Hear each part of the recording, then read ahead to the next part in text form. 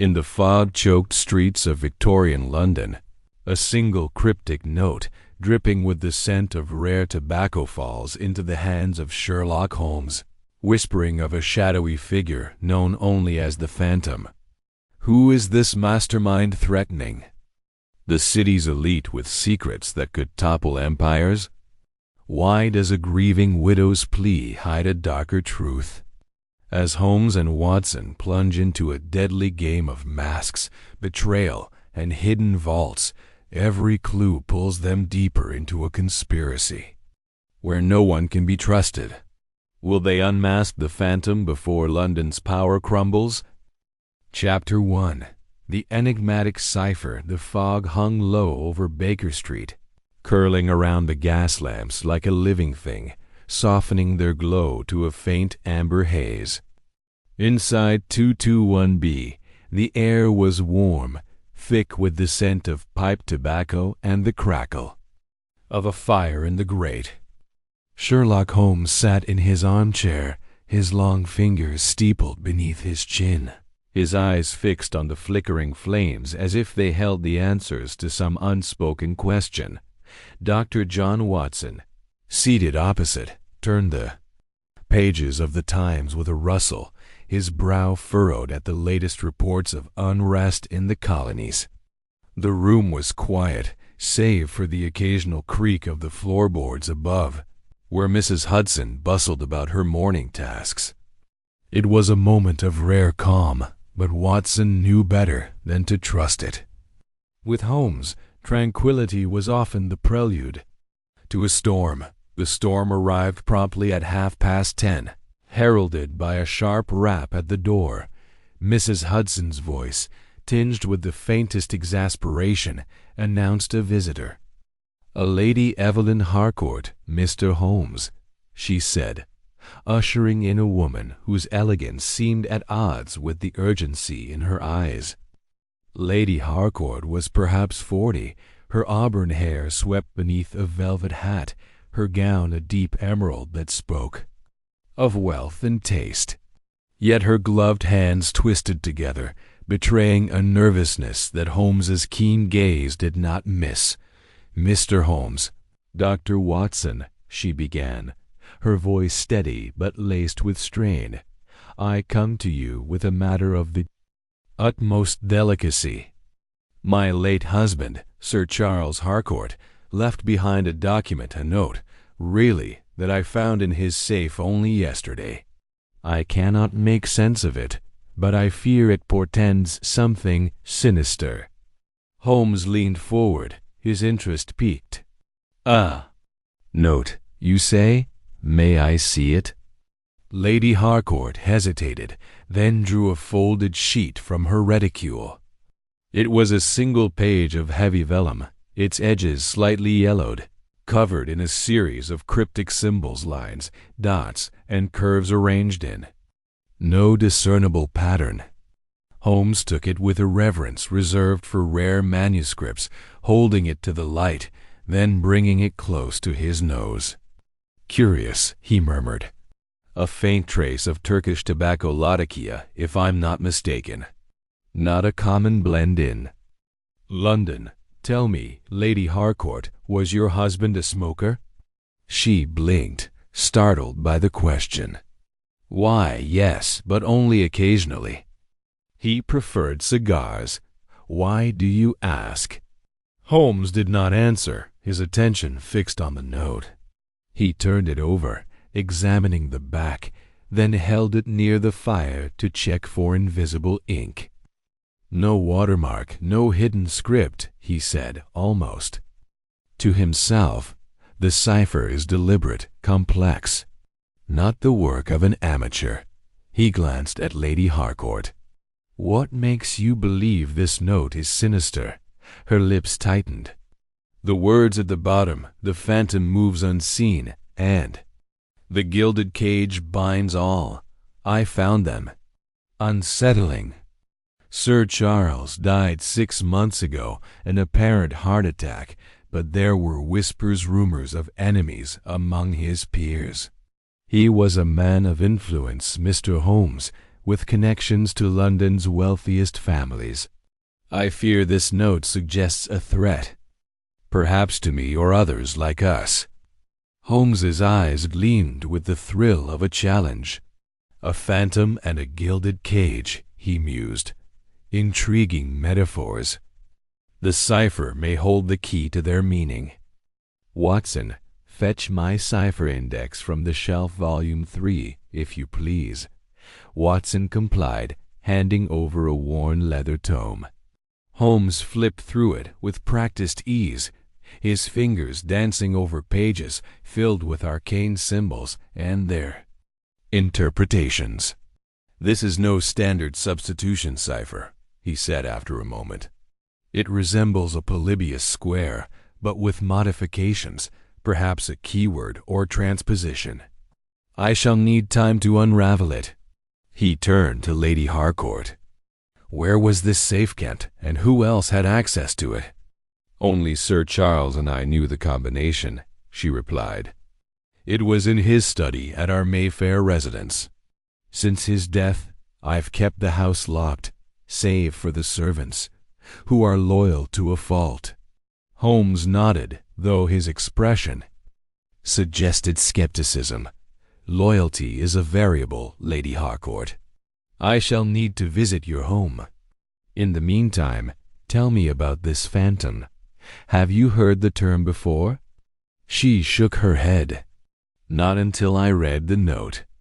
But Sir Charles often spoke of a secret society in order, he called it, among London's elite.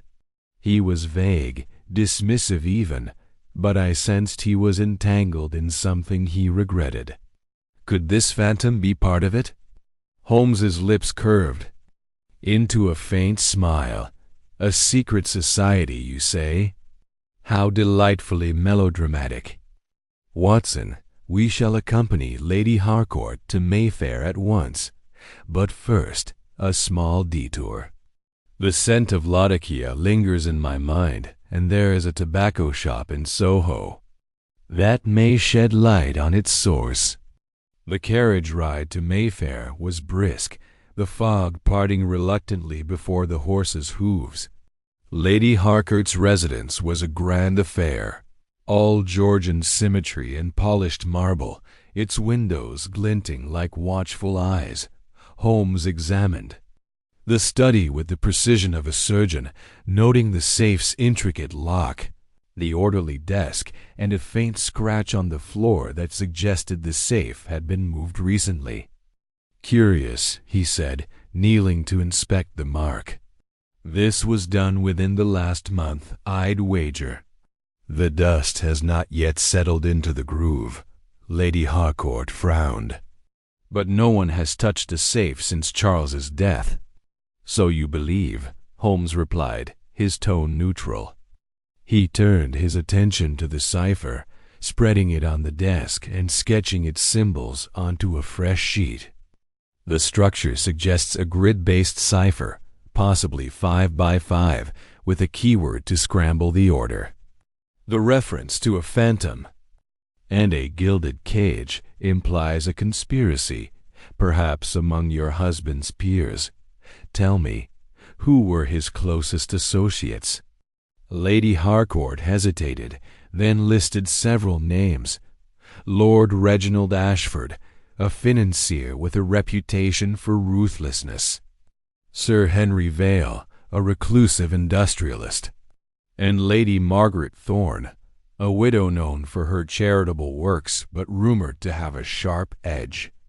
Holmes listened intently, his mind cataloguing each name, cross-referencing it with his vast mental archive of London's elite.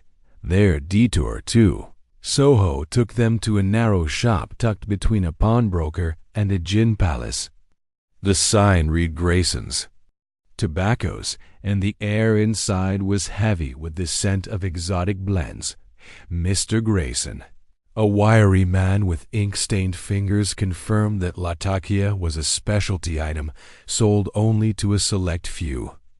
"Had a gentleman in last week," he said, scratching his chin. "Tall, nervous sort. Paid in cash and bought a pound of the stuff.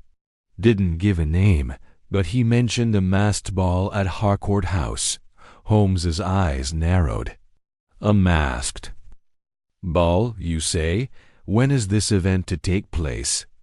Lady Harcourt, who had accompanied them, answered, "Tomorrow night.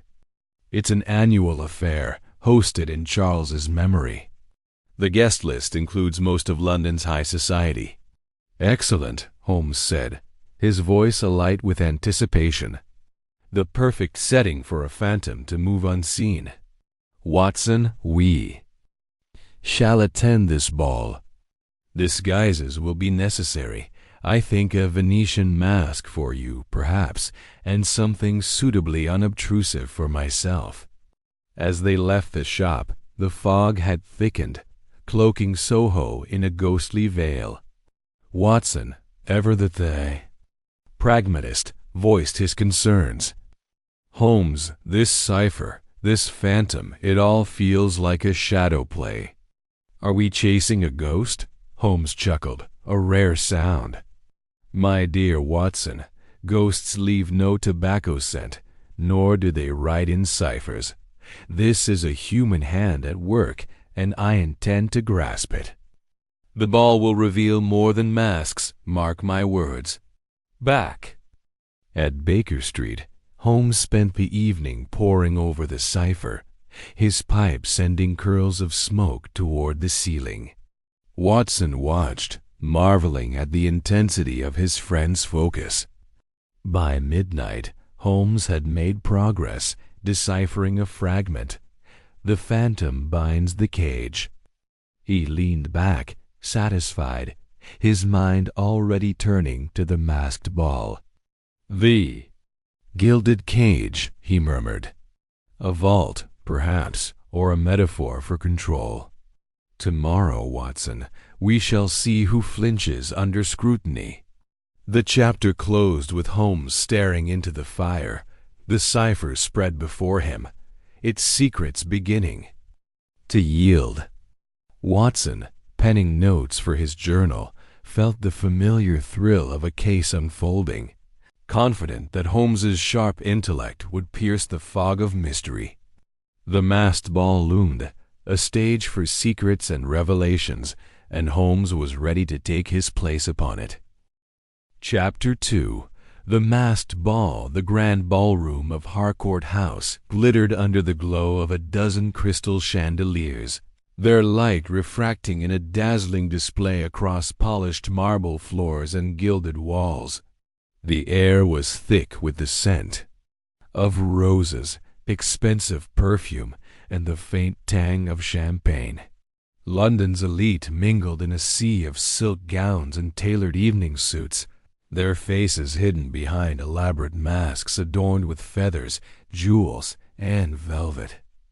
The annual masked ball, a tradition of the late Lord Harcourt, was a spectacle of wealth and secrecy, and tonight it was the stage for Sherlock Holmes and Dr. John. Watson's next move in unraveling the mystery of the phantom. Holmes, disguised as a visiting Italian nobleman, wore a black domino mask that accentuated the sharp angles of his face. His lean frame was draped in a tailored suit of midnight blue, and he moved through the crowd with a calculated grace, his eyes scanning every detail, the tilt of a head, the clink of a glass, the subtle shift of a glance. Watson, at his side, was less at ease in his borrowed finery, a burgundy mask covering half his face. His soldier's posture betrayed a readiness for action, though he kept his expression neutral, following Holmes's lead. "Relax, Watson," Holmes murmured, his voice low beneath the lilting strains of a waltz. "You look as though you're marching into battle, not sipping champagne among the gentry." Watson grunted, adjusting his mask. "I'd rather face a regiment than navigate this lot. Half these people look ready to stab each other in the back, masks or no." "An astute observation," Holmes replied, his lips twitching into a faint smile. The masks merely make their intentions more honest. Observe, but do not engage.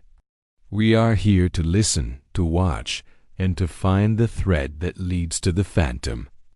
They had gained entry through a forged invitation, a minor feat for Holmes, who had spent the previous day cultivating a persona complete with forged letters of introduction from a fictitious Venetian count. Lady Evelyn Harcourt, their hostess, was unaware of their presence, her attention consumed by greeting guests and maintaining the facade of a grieving widow turned gracious socialite.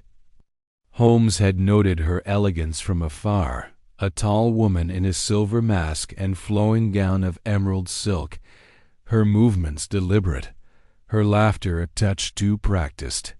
She was, he suspected, as much a performer tonight as he was. The ballroom was a labyrinth of intrigue, and Holmes's senses were attuned to every nuance. He noted the way a portly earl lingered too long near a young heiress, the nervous tick of a politician's fingers as he whispered to a companion, the way a group of men in peacock feather masks clustered near a shadowed alcove, their voices hushed but urgent. Watson, less accustomed to such subtleties, followed Holmes's gaze, trying to decipher what his friend saw in the chaos of wealth and pretense. "Over there," Holmes said softly, nodding toward a tall, broad-shouldered man in a gold mask, standing near a marble pillar, Lord Reginald Ashford. Observe his hands clenched, then relaxed, then clenched again. He's anxious, Watson, and not about the quality of the champagne. Watson squinted through the crowd. Ashford? The shipping magnate. What's he got to do with this? Perhaps nothing. Perhaps everything, Holmes replied, his tone cryptic. His name appeared in a ledger found among Lord Harcourt's papers, a minor note Lady Evelyn overlooked when she presented the cipher. A man of his wealth and influence does not fidget unless he fears exposure or pursuit. Holmes guided Watson through the crowd, their path weaving past swirling dancers and clusters of gossiping aristocrats. The music swelled, a Strauss waltz, that filled the room with a frenetic energy, masking the undercurrents of tension. Holmes's eyes darted to a waiter who moved too deliberately, his tray of drinks untouched by the guests he passed. A woman in a crimson mask laughed too loudly, her eyes darting to the same alcove where the peacock-masked men had retreated. Every detail was a piece of the puzzle, and Holmes was assembling it with relentless precision. They positioned themselves near Lord Ashford, close enough to overhear without drawing attention. Ashford was speaking to a shorter man in a plain black mask, his voice low but strained. Holmes tilted his head slightly, catching fragments of their conversation over the music. "Cannot afford another mistake, Reginald," the shorter man hissed. "The Gilded Cage is not a game." "If the phantom knows, keep your voice down," Ashford snapped, his eyes darting around the room. "I've done my part. The payment was made. What more does he want?" Holmes's interest sharpened at the mention of the Gilded Cage. The term, cryptic in the cipher, now carried weight, a code, a place, or perhaps a symbol of control. He exchanged a glance with Watson, who nodded imperceptibly, his hand inching toward the revolver concealed beneath his coat. Holmes's fingers brushed Watson's arm, a silent signal to stay calm. Before Holmes could maneuver closer, a sudden flicker ran through the chandeliers, the gaslights dimming for a heartbeat before plunging the ballroom into darkness. Gasps and murmurs rippled through the crowd, followed by a piercing scream from the far end of the room. The lights flared back to life, revealing chaos guests clutching their masks. A tray of glasses shattered on the floor, and Lady Evelyn standing on a dais, her face pale beneath her silver mask.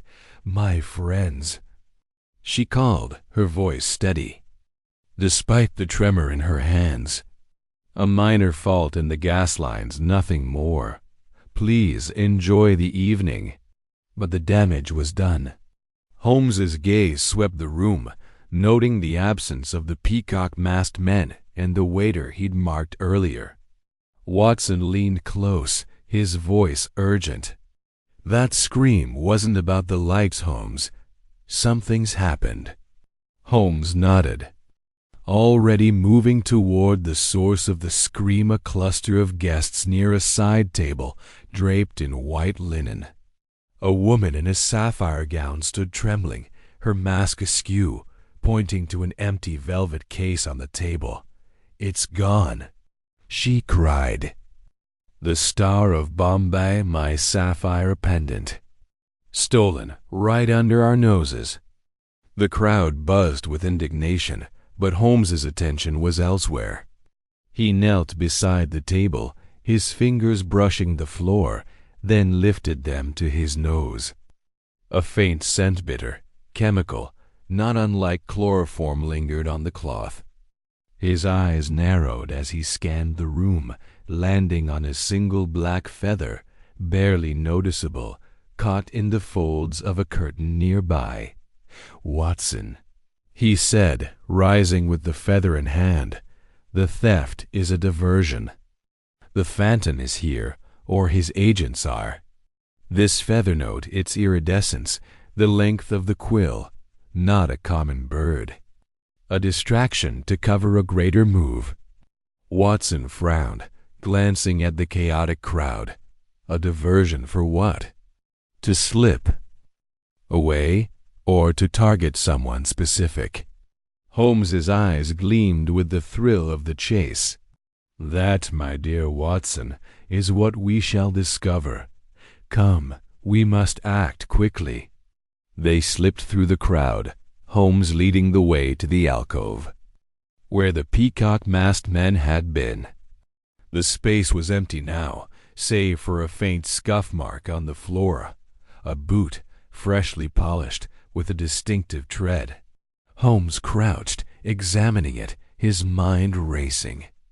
"Military issue, but modified for silence. Our quarry is no amateur." The alcove led to a narrow corridor, its walls lined with portraits of the Harcourt family. Holmes moved swiftly, his senses alert, Watson close behind. The corridor opened into a smaller room, a private study lined with books and a single desk. On the desk lay a crumpled note, hastily discarded. Holmes unfolded it, his eyes scanning the words, "Gilded Cage secured. Await the phantom's signal." Holmes's lips curled into a satisfied smile. "The game deepens, Watson. The Gilded Cage is no mere metaphor, it's a tangible objective, likely a vault or repository. And this note confirms the phantom's influence extends beyond Lady Evelyn's knowledge." Watson's hand rested on his revolver. "If this is a vault, it's likely here, in Harcourt House. Should we search now?" Holmes shook his head. "Not yet. The phantom expects pursuit, and this note was left too conveniently. We return to the ballroom, observe, and let the players reveal themselves. The feather is our true lead, rare, distinctive, and a clue to the phantom's network."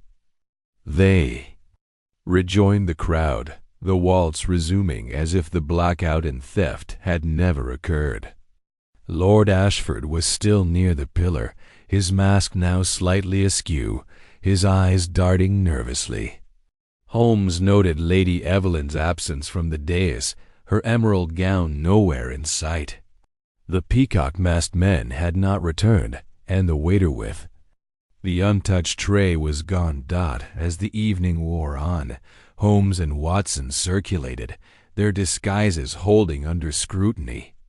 Holmes's mind worked relentlessly, piecing together the fragments. The cipher, the tobacco, the gilded cage, the feather, and now the theft. Each was a thread in a larger web, and he felt the thrill of its complexity. Watson, though weary of the charade, remained vigilant, his trust in Holmes unwavering. The clock struck midnight, and Lady Evelyn reappeared, her composure restored, announcing a final dance. Holmes watched her closely, noting the faint tremor in her hand as she raised a glass to toast her guests. "To secrets kept and secrets shared," she said, her voice carrying a weight that only Holmes seemed to catch as the guests applauded. Holmes leaned toward Watson. "The feather, Watson. It's our key. Tomorrow we trace its origin. The phantom has played his hand tonight, but I am not so easily distracted." They slipped out of Harcourt House as the ball continued, the night air sharp and cold against their faces. Holmes held the black feather, its iridescence catching the gaslight. "A rare bird, Watson," he said, his voice alive with anticipation. "And rare birds lead to rare men. The phantom believes he has outwitted us, but the game is only beginning." Watson nodded, his breath visible in the fog. "Where to next, then?" Holmes's eyes gleamed. "Whitechapel. A taxidermist, I suspect, will know this feather's source. And from there we shall find the man who dares to call himself the Phantom." The hansom cab rattled through the streets, carrying them into the night. Holmes's mind was already racing ahead, the puzzle of the Phantom unfolding like a map in his thoughts. The masked ball had been a stage, and the players had revealed more than they intended. The gilded cage, the feather, Lord Ashford's fear, all were pieces, and Holmes was determined to see the whole. The next morning, Baker Street was a hive of activity. Holmes sat at his desk, surrounded by books on ornithology, his pipe sending curls of smoke toward the ceiling. The black feather lay under a magnifying glass, its quill glinting faintly. Watson, nursing a cup of tea, watched as Holmes cross-referenced a tome on exotic birds with a map of London's less reputable districts. "The feather, Watson," Holmes said, not looking up, "is from a Moluccan king parrot, native to the Spice Islands. Its presence in London is no accident. Such birds are not kept by common pet shops. They are collectors' items traded by specialists. There are only a handful of taxidermists in London capable of handling such a specimen." Watson set down his tea. "Whitechapel, then?" "You mentioned it last night." "Precisely," Holmes replied, closing the book with a snap. "There's a shop in Whitechapel, run by a man named Finch, known for dealing in exotic specimens. His name surfaced in a case 2 years ago, nothing incriminating, but he's a man who knows more than he tells. If anyone in London sold this feather, it's him." They set out within the hour, the fog thick and acrid as they descended into Whitechapel's labyrinthine streets. The contrast to Harcourt House's opulence was stark grimy tenements loomed over narrow alleys, and the air carried the stench of coal and decay. Finch's shop was a squat, dingy building wedged between a pawnshop and a tavern, its windows clouded with dust. A faded sign read, "Finch's Curiosities, Taxidermy and Oddities." Inside, the shop was a menagerie of the tanagerie of the taboo. Macabre. Stuffed owls glared from shelves, a crocodile's skull hung above the counter, and glass cases displayed beetles pinned to velvet. The air was heavy with the scent of preservatives and old wood. Mr. Finch, a wiry man with nervous eyes and a patchy beard, stood behind the counter, polishing a glass eye with a rag. He started as Holmes and Watson entered, his hands fumbling the rag. "Gentlemen," Finch said, his voice high and unsteady, "what brings you to my humble shop?" Holmes wasted no time. He placed the feather on the counter, its iridescence stark against the worn wood. "This, Mr. Finch, a Moluccan king parrot feather. I believe you sold it recently. To whom?" Finch's eyes widened, his fingers twitching. I don't recall every sale, sir." "Feathers like that, they're common enough in my trade. Do not insult my intelligence," Holmes cut in, his voice sharp. "This feather is rare, and you are one of 3 men in London with the means to acquire it. I have no patience for evasions. The man who bought this is linked to a dangerous affair. Speak, or I shall ensure Scotland Yard takes an interest in your less savory transactions." Finch paled, his hands trembling. All right. I sold it maybe a month ago. A gentleman, well-dressed, paid in gold sovereigns. Didn't give a name, but he had a crest on his ring, an eagle, I think, or a hawk. Said he needed the feather for a costume, something for a ball." Holmes's eyes narrowed. An eagle crest. Described the man. Tall, thin, dark hair. Spoke soft, like he was used to being listened to. Had a way about him, like he was hiding something. Paid double to keep my mouth shut. Watson glanced at Holmes, who was already processing the information. An eagle crest pointed to the Ashford family, whose sigil was a golden eagle clutching a laurel. Lord Reginald Ashford, nervous at the ball, was now a clearer piece in the puzzle. Before Holmes could press further, Finch bolted, darting through a curtain at the back of the shop. Holmes was after him in an instant, Watson following close behind. The chase led through a cluttered storeroom, past crates of bones and jars of chemicals, into a foggy alley. Finch was fast but panicked, his steps uneven. Holmes, with his long strides, closed the gap, seizing Finch by the collar and pinning him against a brick wall. "No more running, Mr. Finch," Holmes said, his voice calm but unyielding. "The name of your client, or I shall deduce it myself, and ensure you regret the delay." Finch gasped, his eyes wild. "He called himself the alchemist." "That's all I know, I swear." "Said the feather was for a ritual, something about a cage. Please, I don't know more." Holmes released him, stepping back as Finch slumped against the wall. "The alchemist," Holmes repeated, his mind already turning. "A theatrical pseudonym, but useful. You've done well, Mr. Finch. Stay in Whitechapel. I may have further questions." They left Finch trembling in the alley, the fog swallowing their figures as they returned to the street. Watson adjusted his coat, his breath heavy. The alchemist? Another alias for the phantom or someone else. Holmes's eyes gleamed with purpose. A lieutenant, perhaps, or a rival. The phantom's web is wide, Watson, and the gilded cage is its center. Lord Ashford, the feather, the alchemist, all threads leading to the same knot. We returned to Baker Street to plan our next move. Back at 221B, Holmes lit his pipe, the smoke curling as he paced.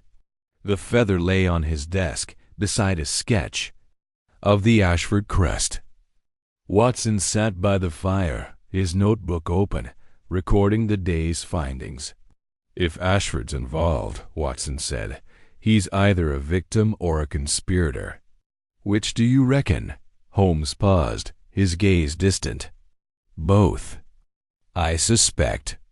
A man like Ashford fears exposure but craves power.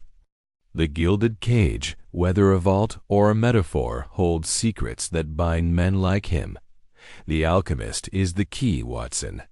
Find him, and we find the phantom's true face." The fire crackled as Holmes resumed pacing, his mind a whirlwind of deduction. The masked ball had been a revelation, the feather a lead, and the alchemist a name to pursue.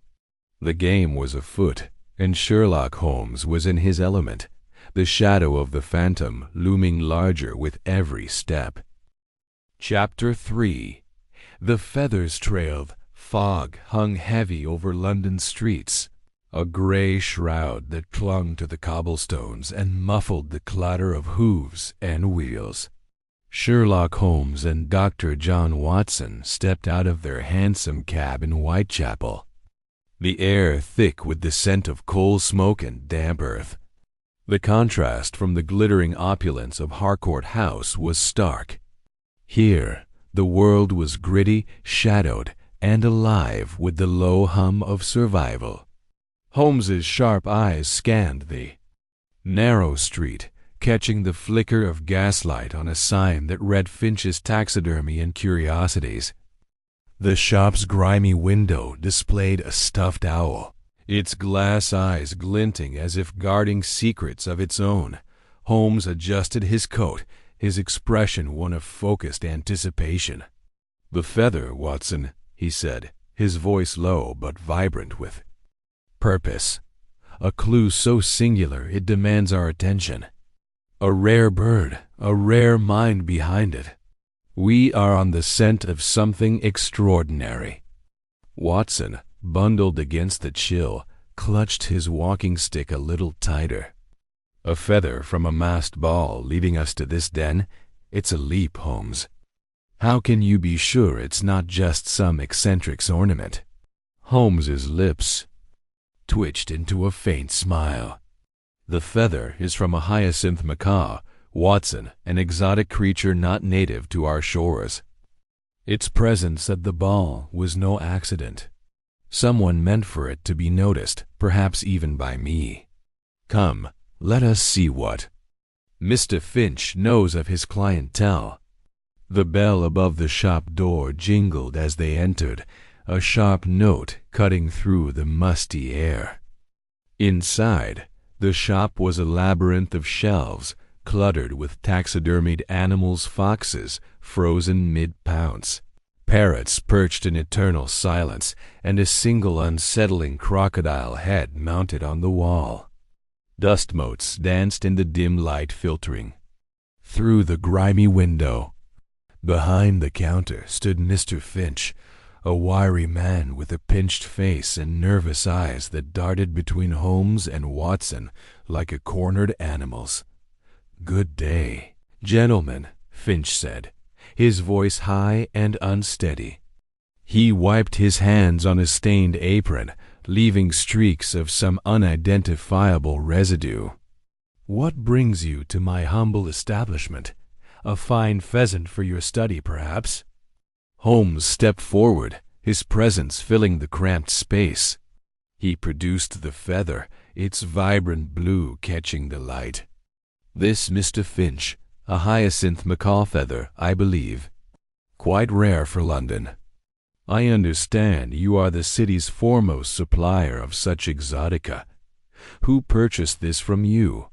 Finch's eyes widened, and his fingers twitched toward a ledger on the counter before he caught himself. I sell many feathers, sir. Hard to keep track. Could have been any number of customers. Ladies love them for hats, you know."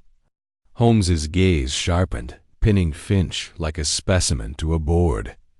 "Do not dissemble, Mr. Finch. This feather is no milliner's trinket. It was found at a scene of considerable importance, and I suspect you know precisely who acquired it. Speak plainly, or I shall be forced to involve the Yard, and they are far less discreet." Finch swallowed hard, his Adam's apple bobbing. "I don't want trouble, sir. I just run my shop, that's all. But, yes, I sold a feather like that. A gentleman came in, maybe 3 weeks ago. Paid in gold sovereigns, no questions asked. Didn't give a name, but he was particular. Wanted that exact feather, said it was for a special occasion. Describe him, Holmes pressed, leaning closer. Tall, thin, dark coat. Kept his hat low, but I saw a scar on his cheek right side, like a crescent. He had a way about him, like he wasn't used to being questioned.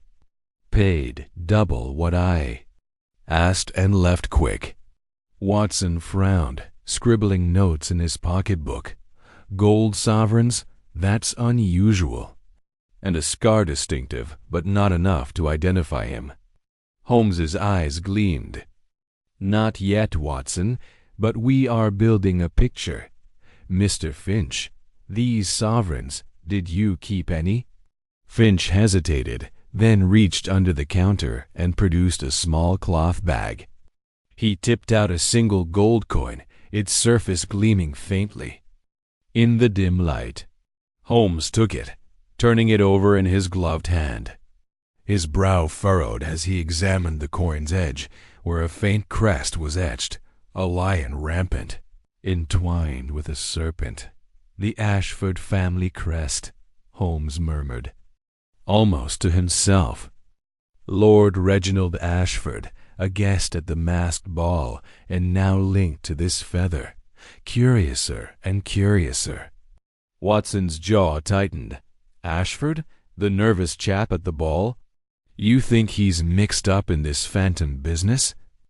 I think, Watson, that Lord Ashford is either a player or a pawn. But we shall see. Holmes pocketed the coin and turned back to Finch, who was growing paler by the second.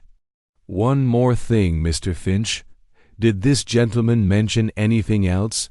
A name, a place, a purpose?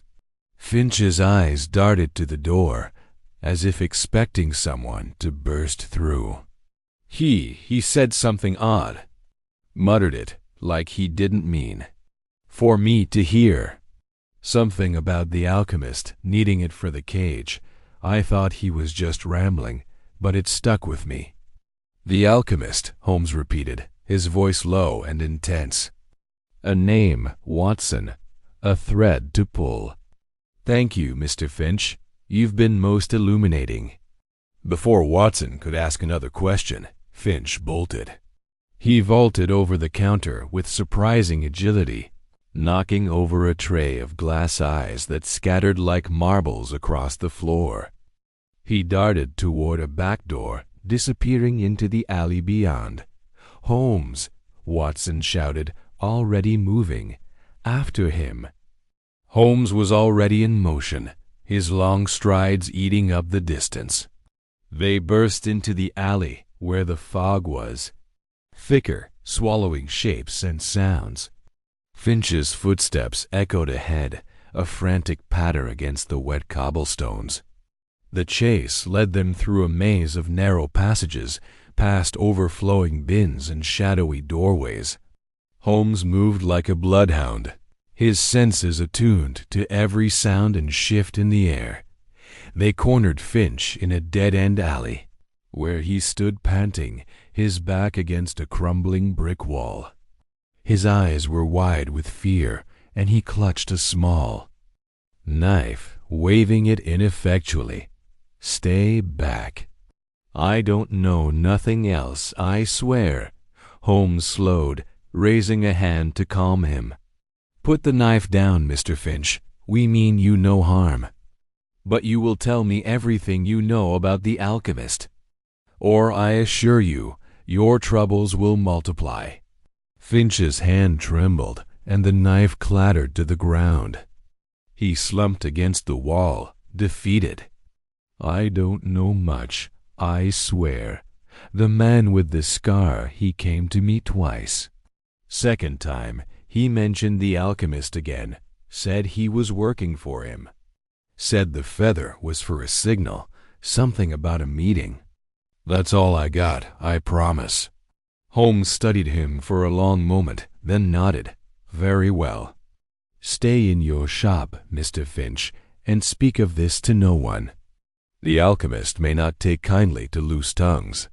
Finch nodded frantically, and Holmes turned to Watson. "Come, Watson, we have what we need for now. The alchemist awaits us." They returned to Baker Street as dusk settled, the city's lights blurring into halos in the fog. In their sitting room, Holmes lit a lamp and spread the gold sovereign on the table, its crest catching the light. Watson sank into his armchair, his mind racing to keep up with his friends. "The alchemist," Watson said, breaking the silence. "Sounds like a code name for someone pulling the strings. And Ashford, how does he fit in?"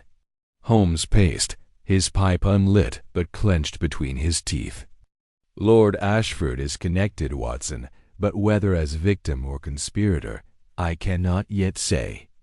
The crest ties him to the feather, and the feather to the masked ball. The alchemist, however, is the key, a figure orchestrating events, using symbols, like the feather and terms like the cage to maintain control. The gilded cage, mentioned at the ball, is no mere metaphor. It's a linchpin, a place or a concept central to this phantom's schemes." Watson rubbed his chin. "And Finch?" He seemed terrified. "You think he's in danger?" "Undoubtedly," Holmes replied, pausing by the window to gaze into the fog. "But his fear tells us something vital. The alchemist is not a myth. He is real, and he inspires dread. Our next step is to find this cage and uncover what it holds. Ashford will know more, whether he wishes to or not." The fire crackled in the hearth, casting long shadows across the room. Holmes's eyes gleamed with the thrill of the hunt, his mind already weaving the threads of the case into a tapestry only he could fully see. Watson watched him, marveling at the relentless engine of deduction that drove his friend. The name, alchemist, hung in the air, a specter promising answers and danger in equal measure. Holmes turned from the window, his expression resolute. "Tomorrow, Watson, we pay a visit to Lord Ashford.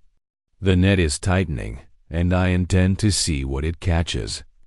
The next morning, London awoke under a sky of slate gray, the air sharp with the promise of rain. Holmes and Watson took a cab to Lord Ashford's townhouse in Belgravia, a stately building with ivy creeping up its stone facade. The butler, a doorman with a face like carved oak, admitted them with reluctance, ushering them into a drawing room adorned with portraits of stern-faced ancestors. Lord Ashford entered shortly after, his face pale and his hands fidgeting with a pocket watch. He was a man in his late 40s, with thinning hair and eyes that darted nervously, as if expecting an ambush. "Mr. Holmes, Dr. Watson," he said, his voice strained.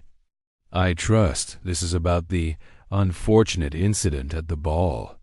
Holmes wasted no time. He produced the gold sovereign, holding it up so the crest caught the light. "This, Lord Ashford, was used to purchase a hyacinth macaw feather which appeared at Harcourt House the night of the theft. Your family crest is unmistakable. Explain." Ashford's face drained of what little color it had. He sank into a chair, his hands trembling. I don't know what you mean." "A coin? Anyone could have used it." Holmes's eyes narrowed. "Do not test my patience, sir.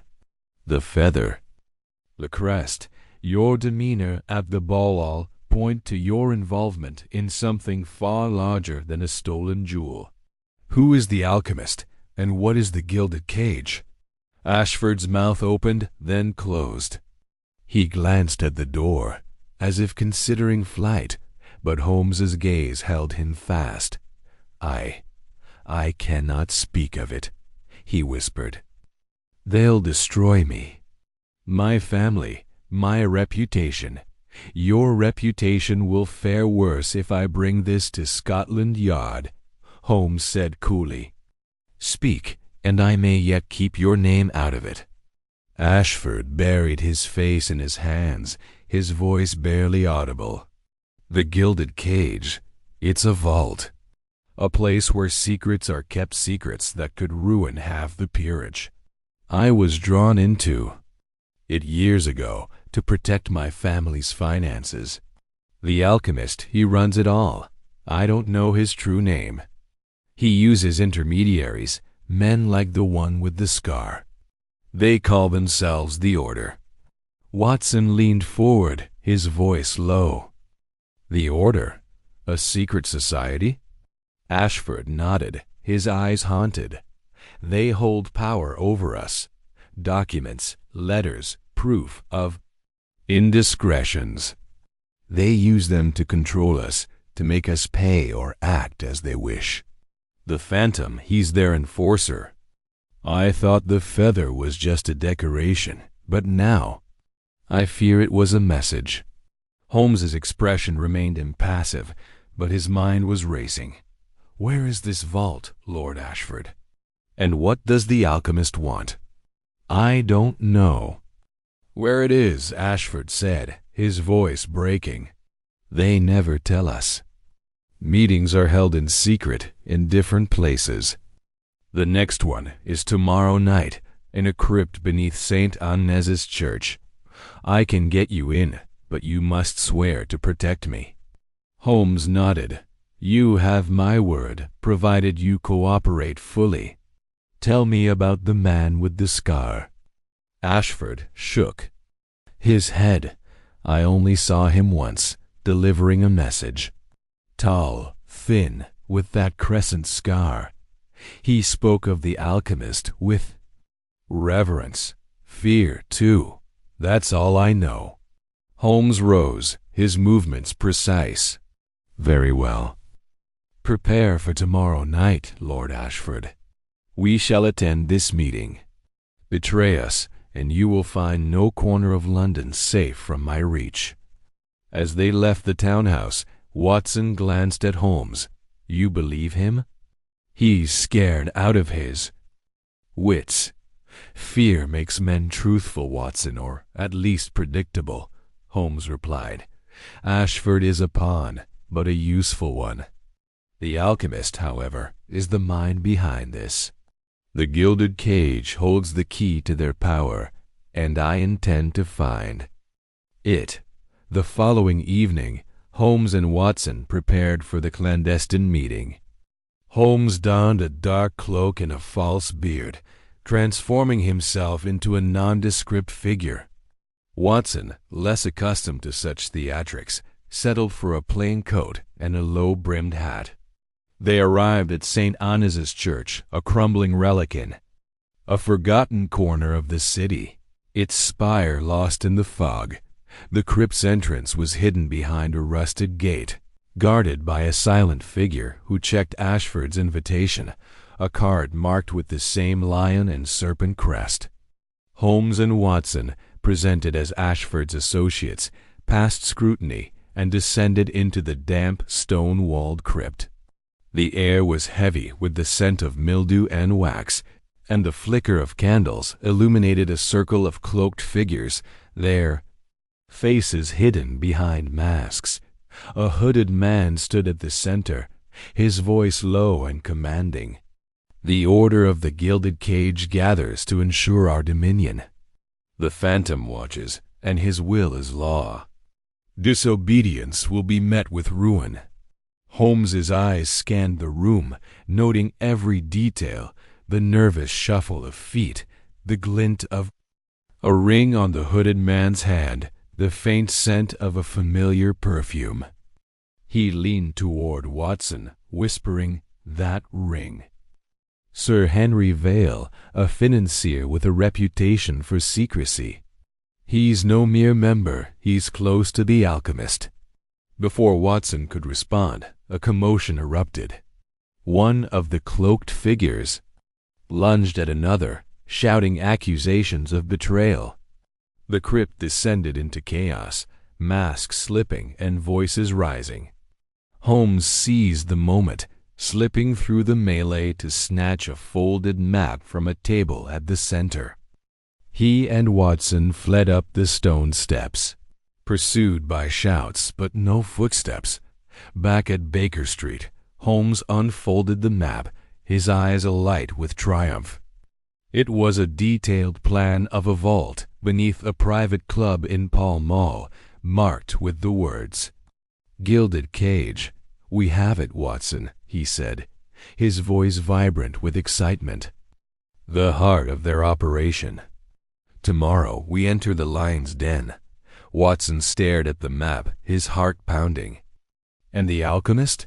Do you think he was there tonight?" Holmes's smile was sharp. "Oh, he was there, Watson, in spirit, if not in flesh. The net is tightening, and I feel the thrill of the chase. The alchemist will not elude us for long." The fire burned low, casting long shadows across the room. Holmes lit his pipe, the smoke curling upward like the threads of the mystery he was unraveling.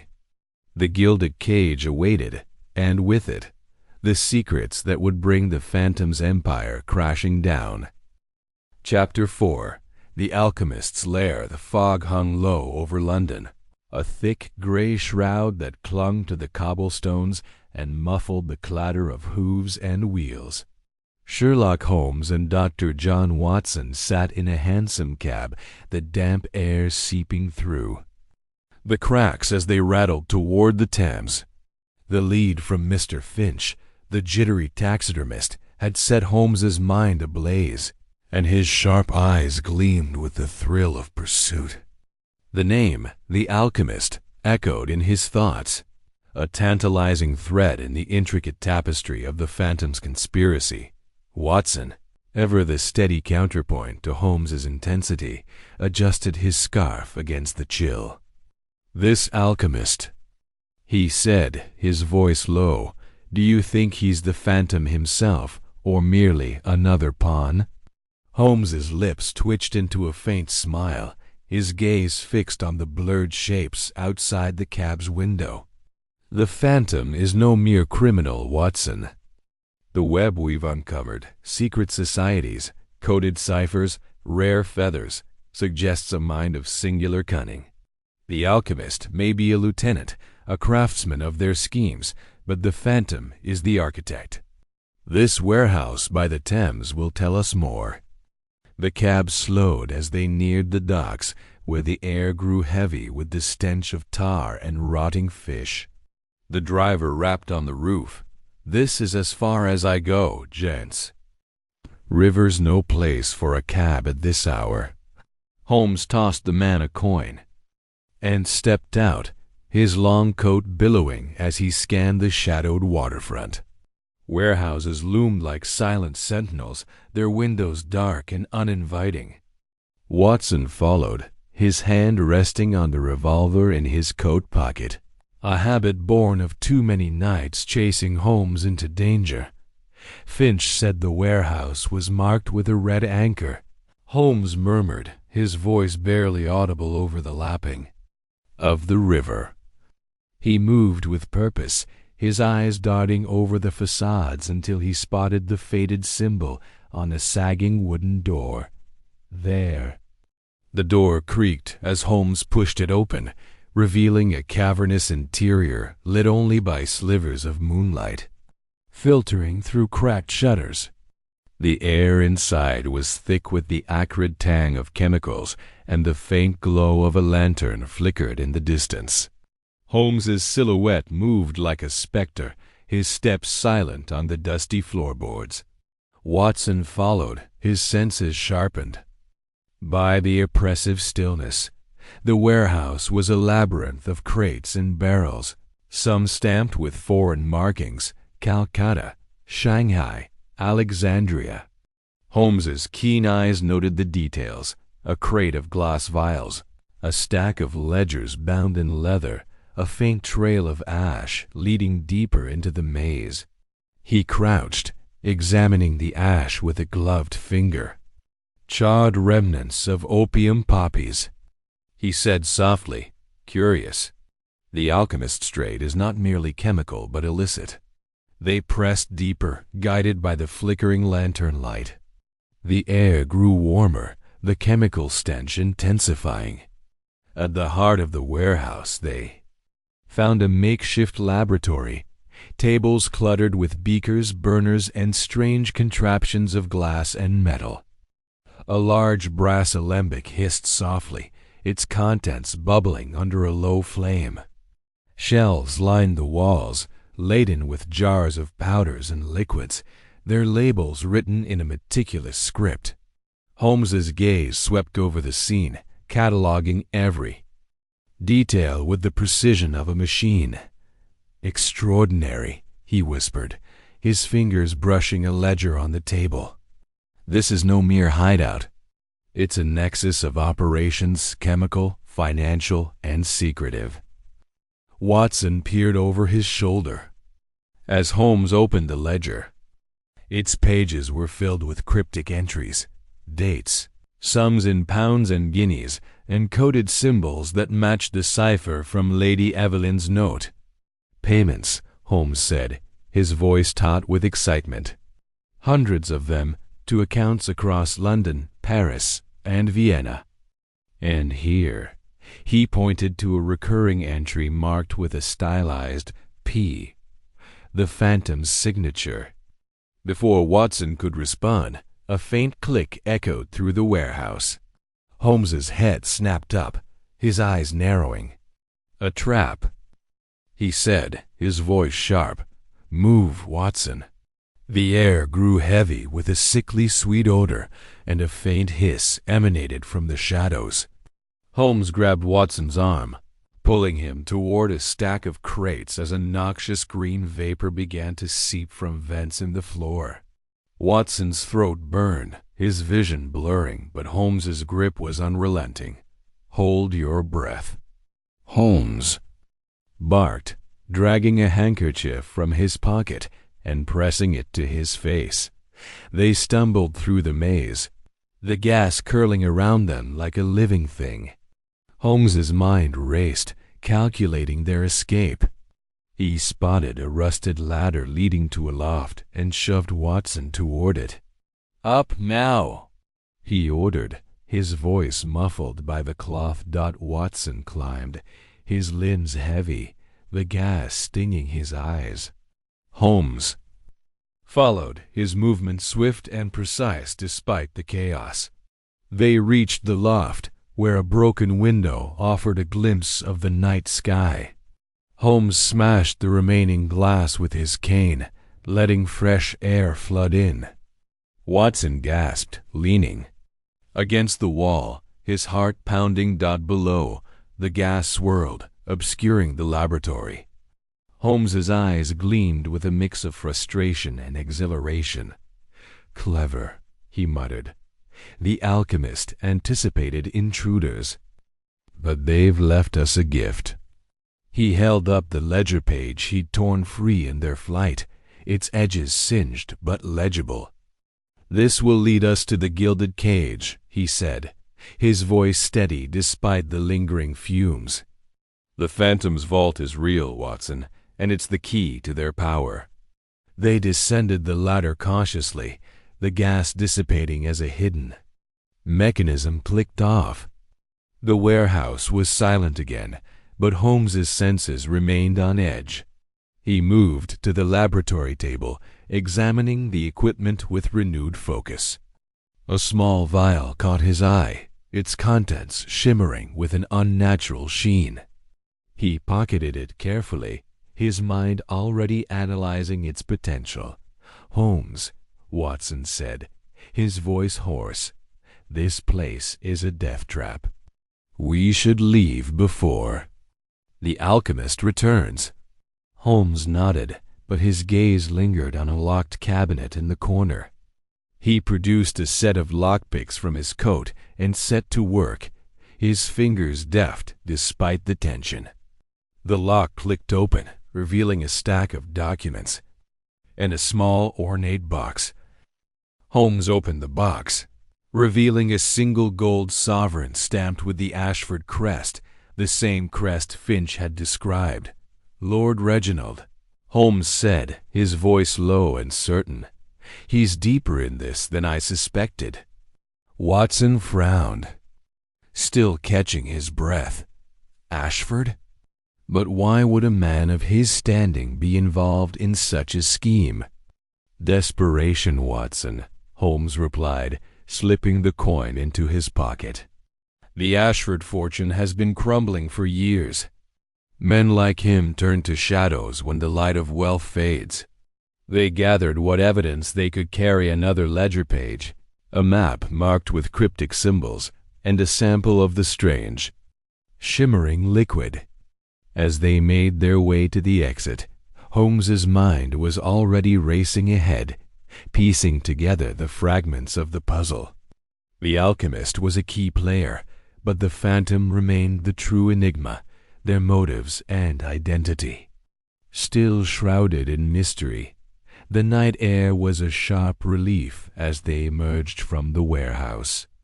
The fog had thickened, cloaking the docks in an eerie silence.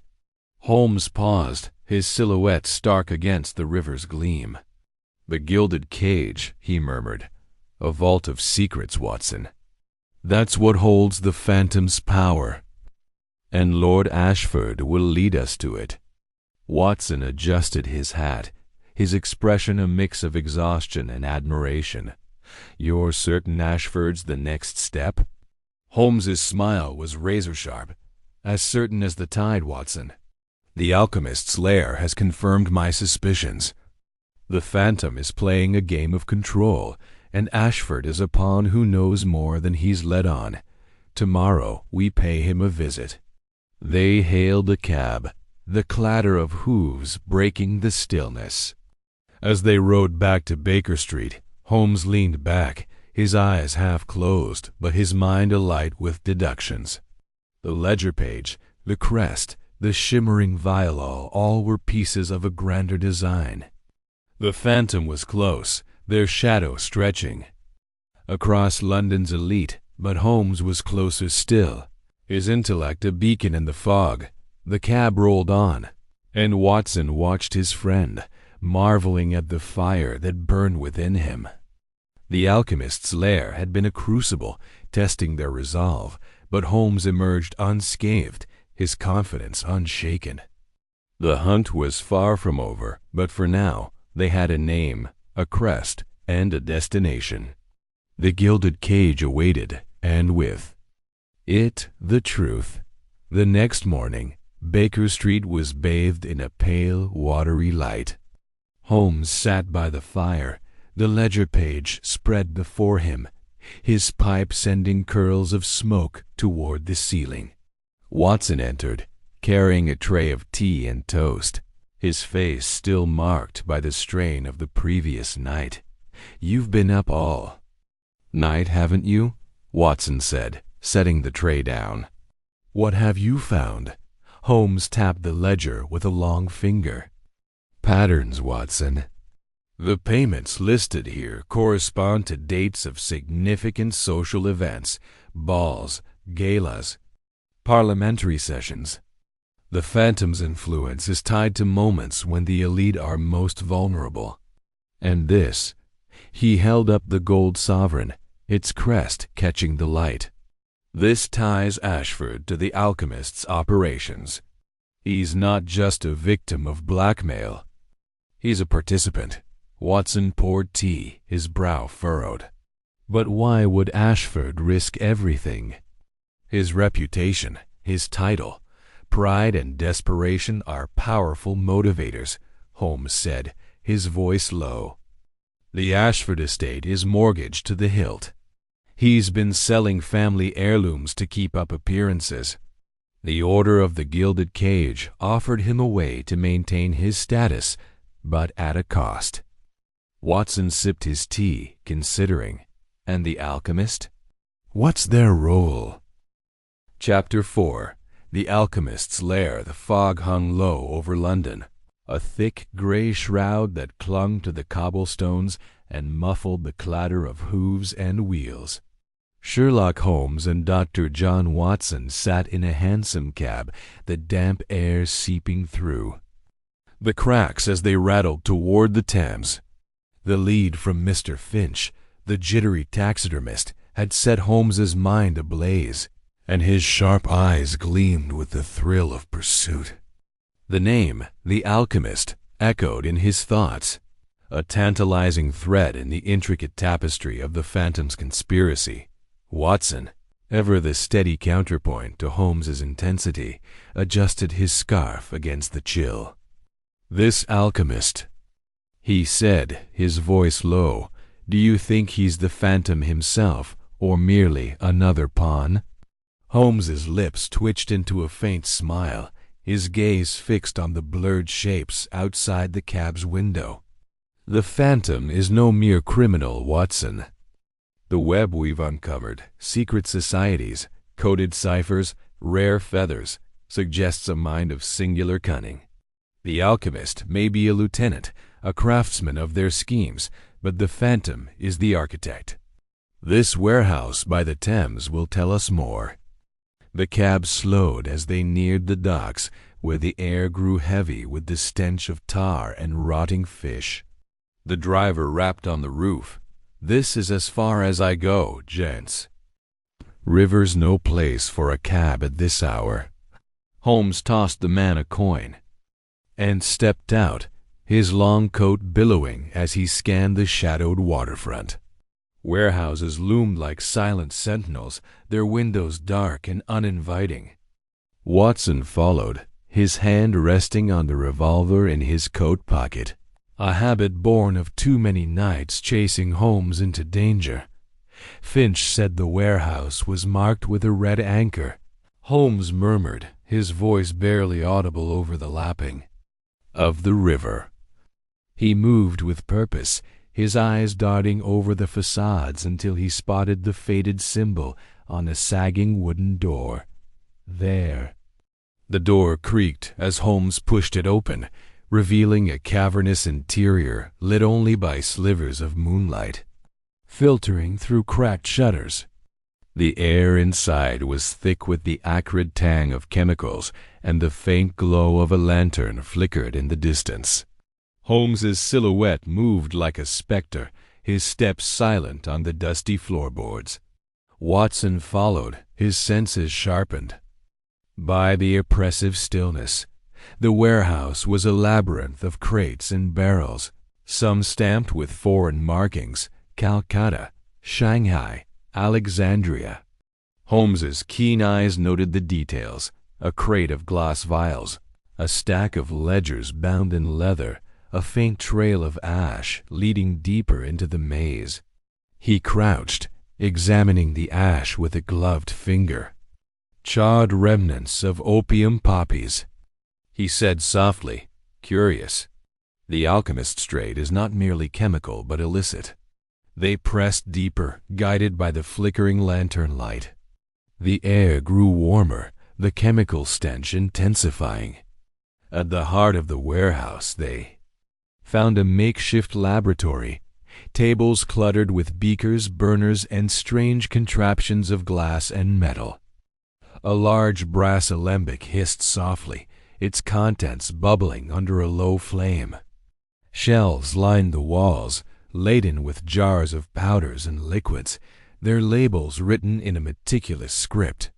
Holmes's gaze swept over the scene, cataloging every detail with the precision of a machine. "Extraordinary," he whispered, his fingers brushing a ledger on the table. "This is no mere hideout. It's a nexus of operations, chemical, financial, and secretive." Watson peered over his shoulder as Holmes opened the ledger. Its pages were filled with cryptic entries, dates, sums in pounds and guineas, and coded symbols that matched the cipher from Lady Evelyn's note. "Payments," Holmes said, his voice taut with excitement. "Hundreds of them, to accounts across London, Paris, and Vienna. And here," he pointed to a recurring entry marked with a stylized P, the Phantom's signature. Before Watson could respond, a faint click echoed through the warehouse. Holmes's head snapped up, his eyes narrowing. "A trap," he said, his voice sharp. "Move, Watson." The air grew heavy with a sickly sweet odor, and a faint hiss emanated from the shadows. Holmes grabbed Watson's arm, pulling him toward a stack of crates as a noxious green vapor began to seep from vents in the floor. Watson's throat burned, his vision blurring, but Holmes's grip was unrelenting. "Hold your breath." Holmes barked, dragging a handkerchief from his pocket and pressing it to his face. They stumbled through the maze, the gas curling around them like a living thing. Holmes's mind raced, calculating their escape. He spotted a rusted ladder leading to a loft and shoved Watson toward it. "Up now," he ordered, his voice muffled by the cloth. Watson climbed, his limbs heavy, the gas stinging his eyes. Holmes followed, his movements swift and precise despite the chaos. They reached the loft, where a broken window offered a glimpse of the night sky. Holmes smashed the remaining glass with his cane, letting fresh air flood in.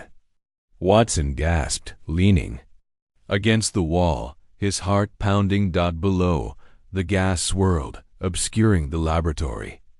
Holmes's eyes gleamed with a mix of frustration and exhilaration. "Clever," he muttered. "The alchemist anticipated intruders. But they've left us a gift." He held up the ledger page he'd torn free in their flight, its edges singed but legible.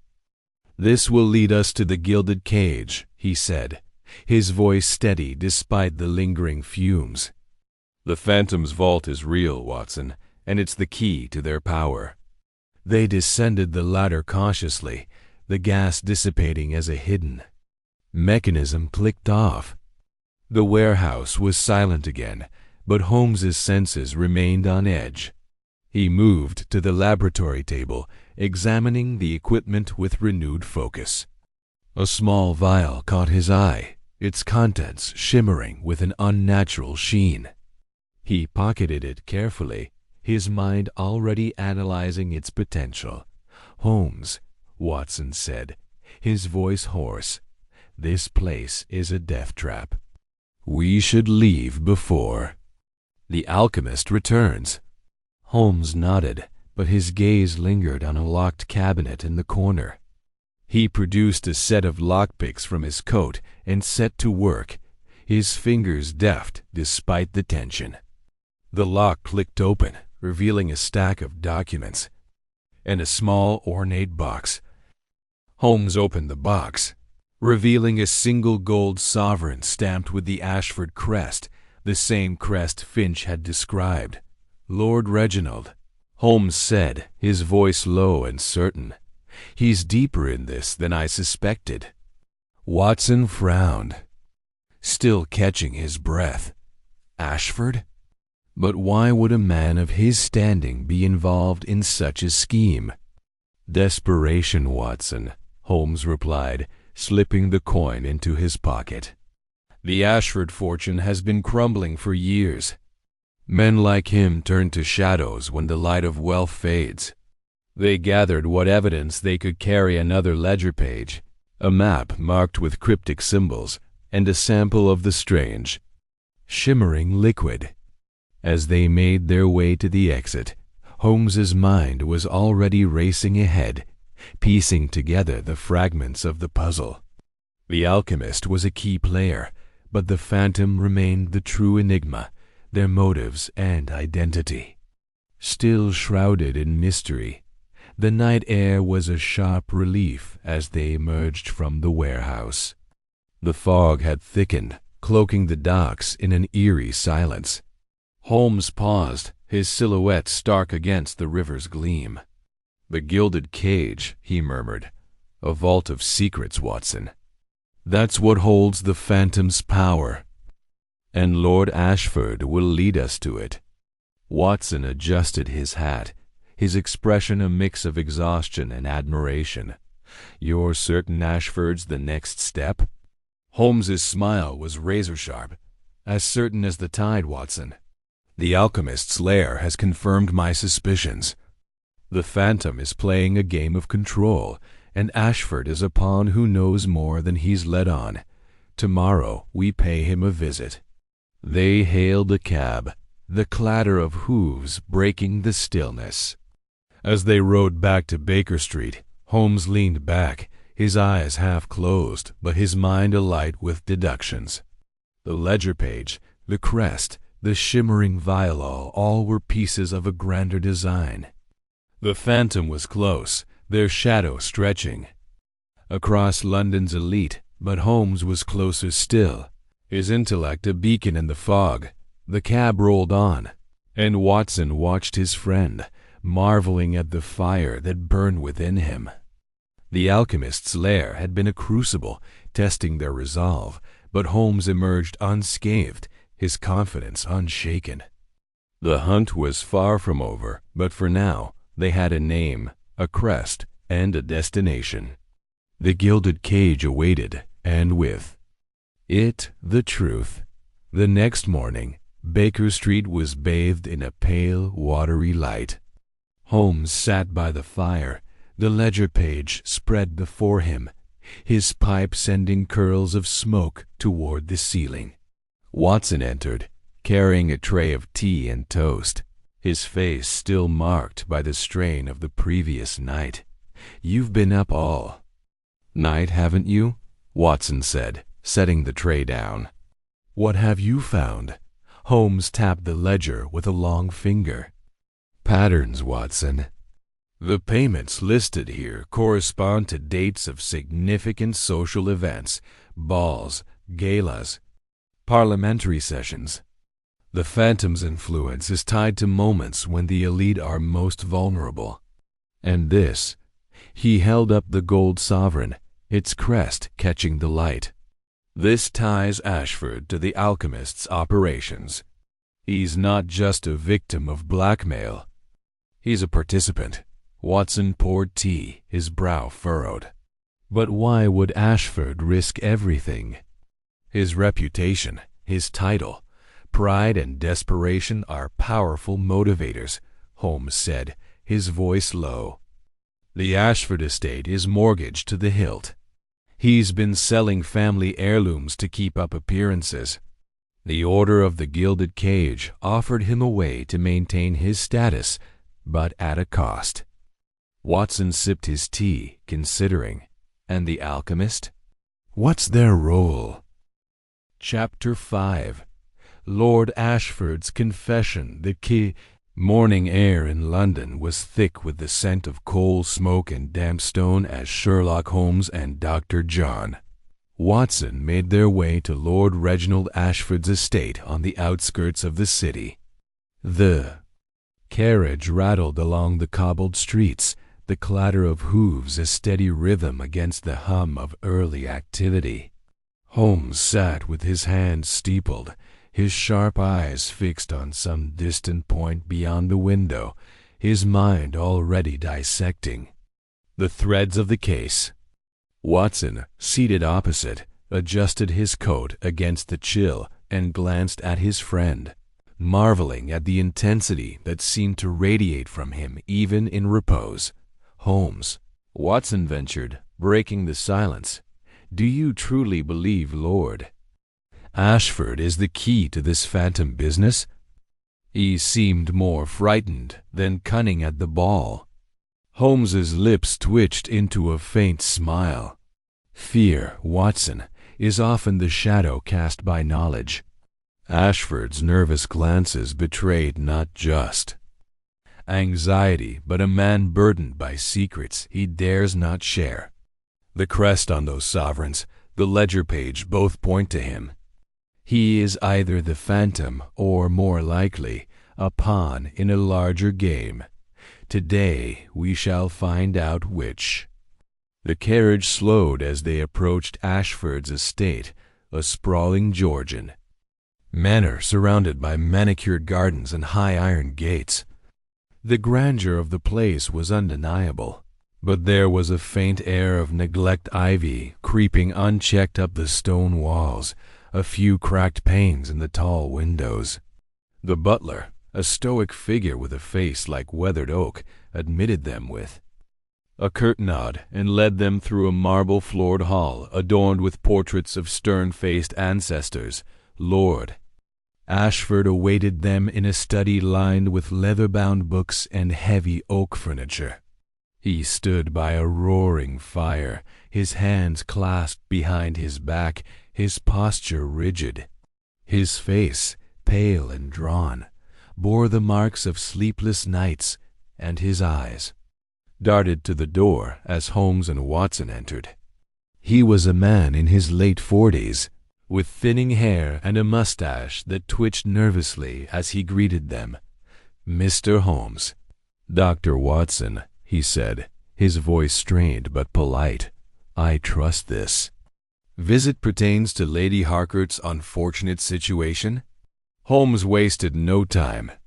He stepped forward, his lean frame cutting an imposing silhouette against the firelight, and produced the ledger page from the alchemist's lair, holding it up for Ashford to see. "This was found in a warehouse by the Thames, Lord Ashford. It details payments to a figure known as the Phantom. And this," he drew a gold sovereign from his pocket, its crest glinting in the light. "This bears your family's insignia. Care to explain?" Ashford's face blanched, and he took an involuntary step back, his hand gripping the mantel for support.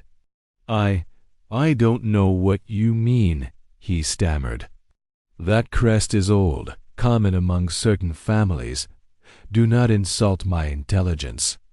Holmes interrupted, his voice low and cutting. "The crest is unique to the Ashfords, a variation used only by your lineage in the last century.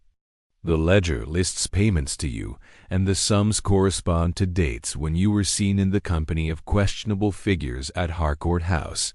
You are entangled in this, sir, and I suggest you speak plainly before the matter becomes a public scandal." Watson watched as Ashford's composure crumbled. The man's shoulders sagged, and he sank into a chair, rubbing his temples. "You don't understand, Mr. Holmes," he said, his voice barely above a whisper. "This is no simple matter of theft or deceit. It's bigger than me, bigger than any of us." "Then enlighten us," Holmes said, his tone softening slightly, though his eyes remained unyielding. "What is the order of the Gilded Cage, and what is your role in it?" Ashford's head snapped up, his eyes wide with fear. "How do you know that name?" he whispered. Holmes leaned forward, his voice calm but relentless. "I know many things, Lord Ashford. I know the Phantom is no mere criminal, but a manipulator pulling strings within a secret society. I know the Gilded Cage is a vault, a repository of secrets used to bind men like you. And I know you are terrified, not of me, but of whoever holds your leash. Speak, and I may yet help you." Ashford swallowed hard, his gaze flickering to Watson, then back to Holmes. "Very well," he said at last, his voice trembling. "But you must understand, I had no choice. My family's fortune, it's gone. Debts piled up after my father's death, and I was desperate. The order approached me 2 years ago. They promised wealth, influence, protection if I joined them." "And what did they demand in return?" Watson asked, his tone gentle, sensing the man's distress. "Loyalty," Ashford said bitterly, "and information. They wanted secrets about my peers, my business dealings, even my family. They said it was for mutual protection, to ensure no one betrayed the order. But then the Phantom emerged. A rogue, they called him. Someone within the order who turned their own system against us. He began demanding payments, threatening to expose our secrets if we didn't comply. Holmes's eyes narrowed. "And you paid him?" Ashford nodded, his hands trembling. "I had to. The secrets he holds, they would ruin me. Not just financially, but socially, politically. My wife, my children, they'd be disgraced. I paid through intermediaries, gold sovereigns marked with my crest to prove my compliance. But it was never enough. He always wanted more. Who is he?" Holmes pressed. "You must have some idea." Ashford shook his head, his voice breaking. "I don't know. No one does. He communicates through coded messages delivered by men like that taxidermist Finch. Even within the order, his identity is a mystery. I've heard whispers of a name, the Alchemist, but it's just a title, not a man I can point to." Holmes paced slowly before the fire, his mind racing. "The Alchemist," he murmured. "A figure who transforms base motives into gold control. Power. And the Order's members, are they all like you? Men of influence coerced into submission?" "Yes," Ashford admitted. "Politicians, financiers, even a few in the peerage. We're bound by fear, Mr. Holmes. The Gilded Cage, it's not just a vault. It's a symbol. We're all trapped, gilded or not." Watson frowned, his practical mind grappling with the scope of it. But why this elaborate scheme? If the Phantom has these secrets, why not expose them outright? "Because exposure is fleeting," Holmes answered before Ashford could. "A scandal burns brightly, then fades. But secrets held in reserve, used to manipulate over time, that's true power. The Phantom seeks control, not chaos. At least, not yet." Ashford's eyes darted to the window, and Watson followed his gaze. The curtains were drawn, but a faint shadow moved outside, fleeting but unmistakable. Holmes noticed it too, his hand slipping into his coat pocket, where Watson knew he kept a small revolver. "Lord Ashford," Holmes said sharply, "are you expecting company?" "No," Ashford whispered, his face ashen. "No one knows you're here." Holmes moved swiftly to the window, peering through a gap in the curtains. The garden beyond was empty, but the grass was trampled near a copse of trees. "Watson," he said, his voice low, "stay with Lord Ashford." "I'll investigate." Before Watson could protest, Holmes was out the door, his long strides carrying him toward the garden.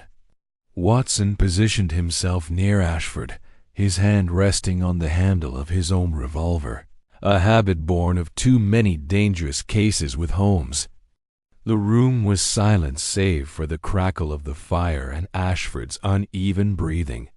Minutes passed, each one stretching taut. Then a sharp crack split the air a gunshot. Watson spun toward the window, his heart pounding. The glass shattered inward, and a bullet buried itself in the wall inches from his head. Ashford yelped, diving behind the desk, while Watson dropped to the floor, his military instincts kicking in. "Stay down." Watson barked, crawling toward the window. He peered out cautiously, scanning the copse. A figure moved in the shadows, too distant to identify, but the glint of a rifle barrel was clear. Another shot rang out, splintering the window frame, and Watson ducked back. Holmes reappeared at the door, his face flushed but composed. "The shooter's gone," he said, his voice clipped. "Fled through the trees toward the road. Hired muscle, not the Phantom himself. Too sloppy for a mastermind." Watson rose, brushing glass from his coat. "Are you certain?" "That was a near miss." "Precisely why it wasn't the phantom," Holmes said, crossing to Ashford, who was still crouched behind the desk. "A true master would not have missed." This was a warning meant to frighten you into silence. "But you will not be silent, Lord Ashford.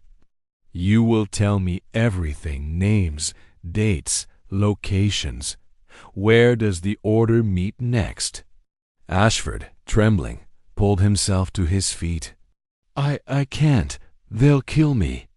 "You saw what they're capable of." Holmes's voice was steel. "They will kill you regardless if you remain their pawn. Cooperate, and I can protect you.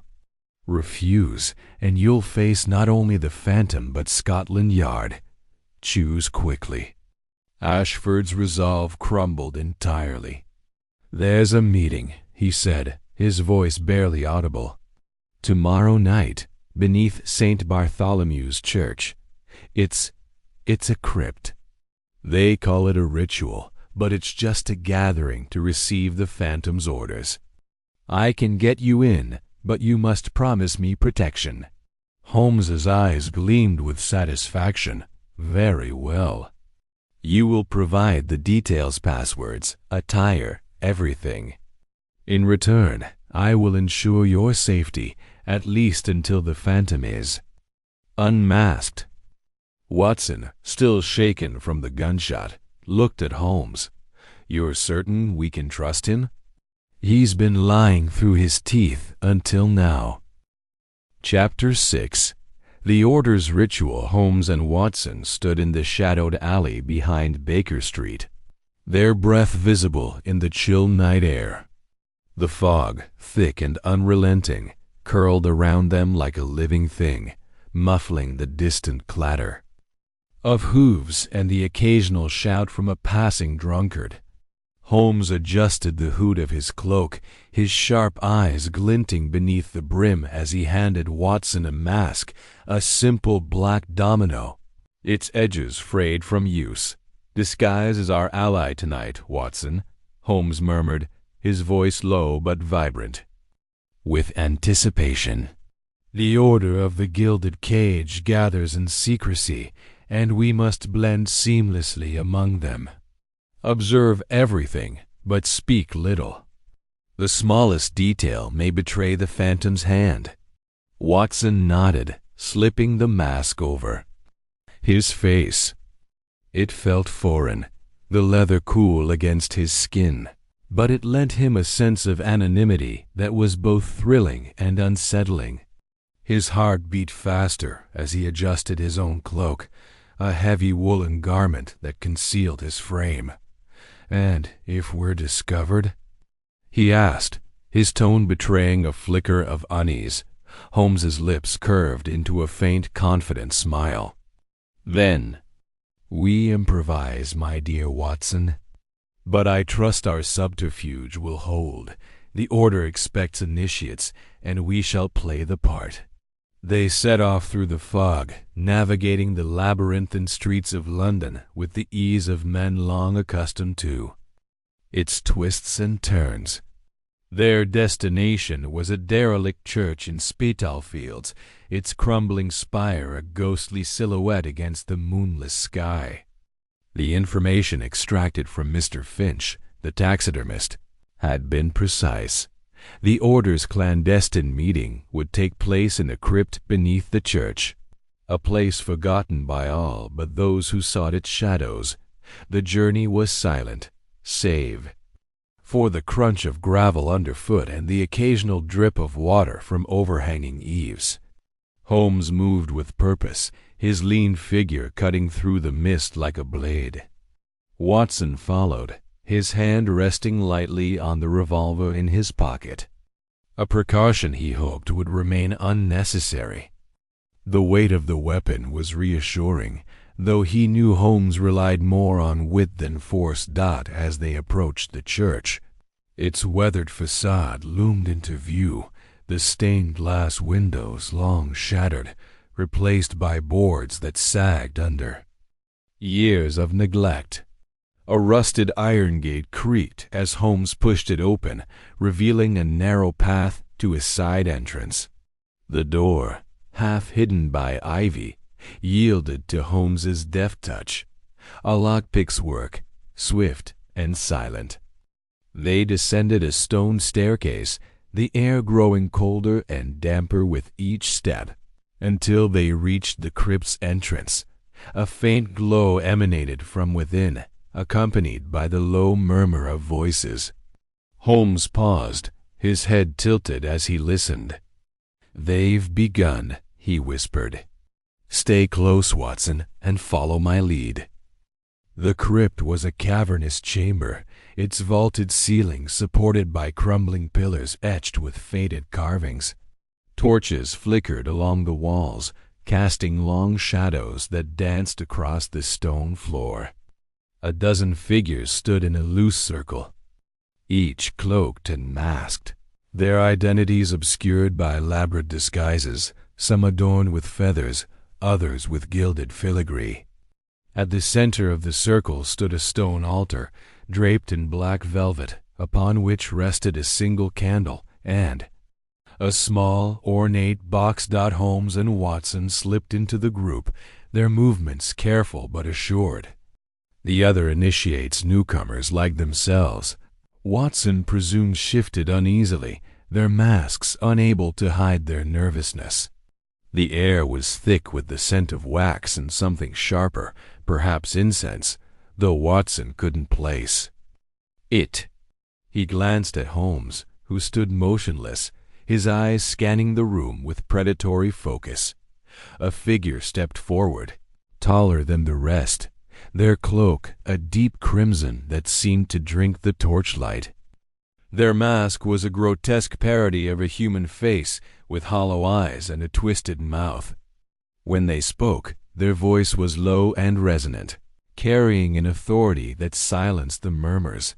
"Brothers and sisters of the Gilded Cage," the figure intoned, "we gather to renew our bond, to protect the secrets that bind us. The phantom watches, and their will is our law." A murmur of assent rippled through the group, though Watson noted a few hesitant voices. He glanced at Holmes, who remained still, but his fingers twitched slightly, a sign of his mind racing, cataloging every detail. The crimson-cloaked figure raised a hand, and the ornate box on the altar was opened, revealing a stack of sealed envelopes. "Each of you carries a burden," they continued. "A secret, a sin, a debt. These documents ensure your loyalty, your silence. Betray the order, and the Gilded Cage will open, spilling your shame for all to see." Watson's stomach tightened. The Gilded Cage was no mere metaphor. It was a vault, a repository of blackmail, holding the elite of London in its grip. He stole a glance at Holmes, whose eyes gleamed with something akin to triumph.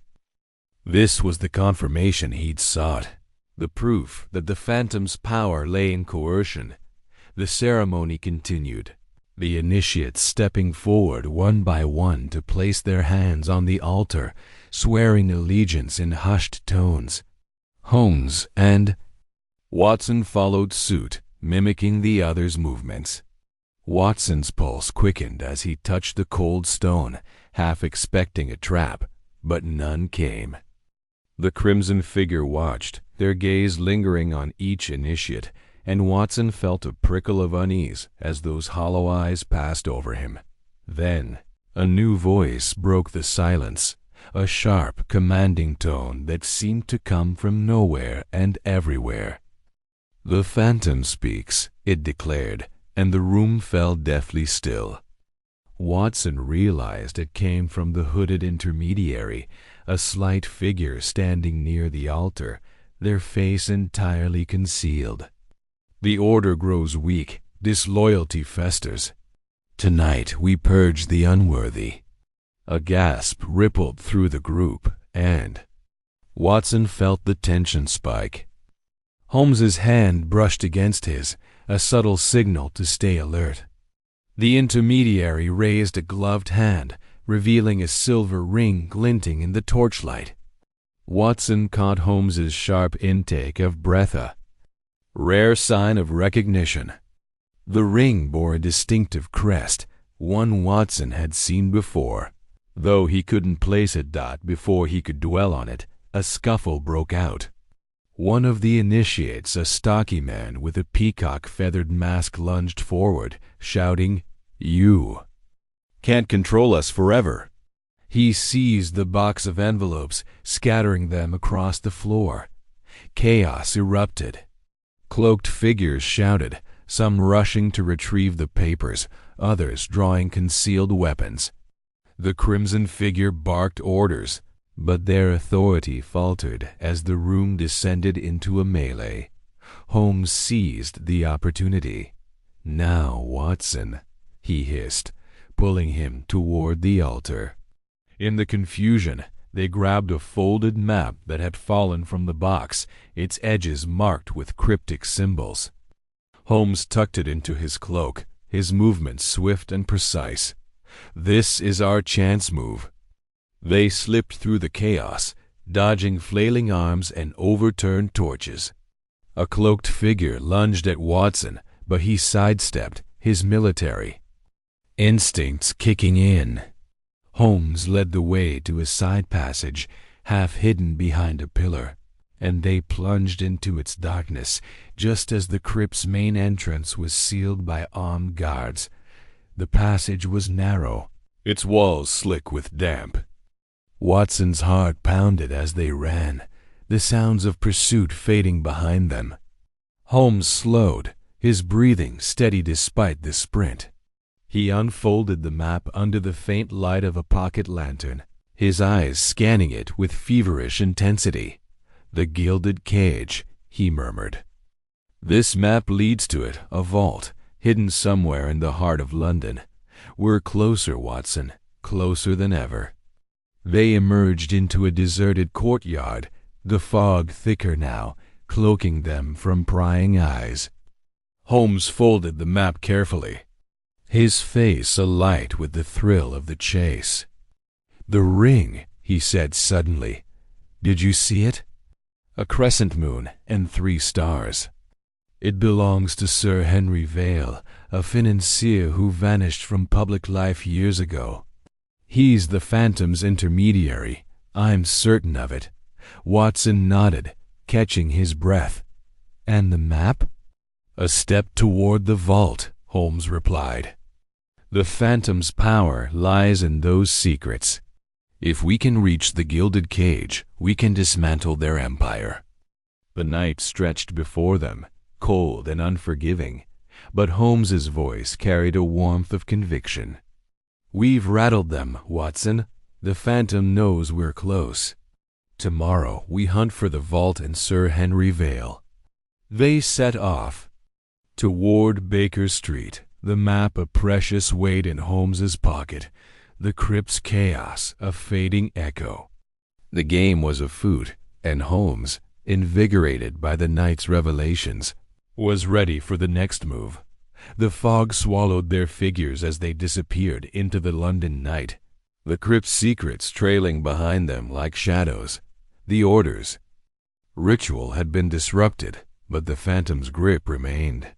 Holmes's mind, however, was already racing ahead, piecing together the puzzle, determined to unmask the figure who held London's elite in thrall. The following morning, Baker Street was bathed in pale sunlight, a rare break in London's perpetual bloom. Holmes sat by the fire, the stolen map spread across the table, its cryptic symbols taunting him. Watson, nursing a cup of tea, watched his friend with a mix of admiration and exasperation.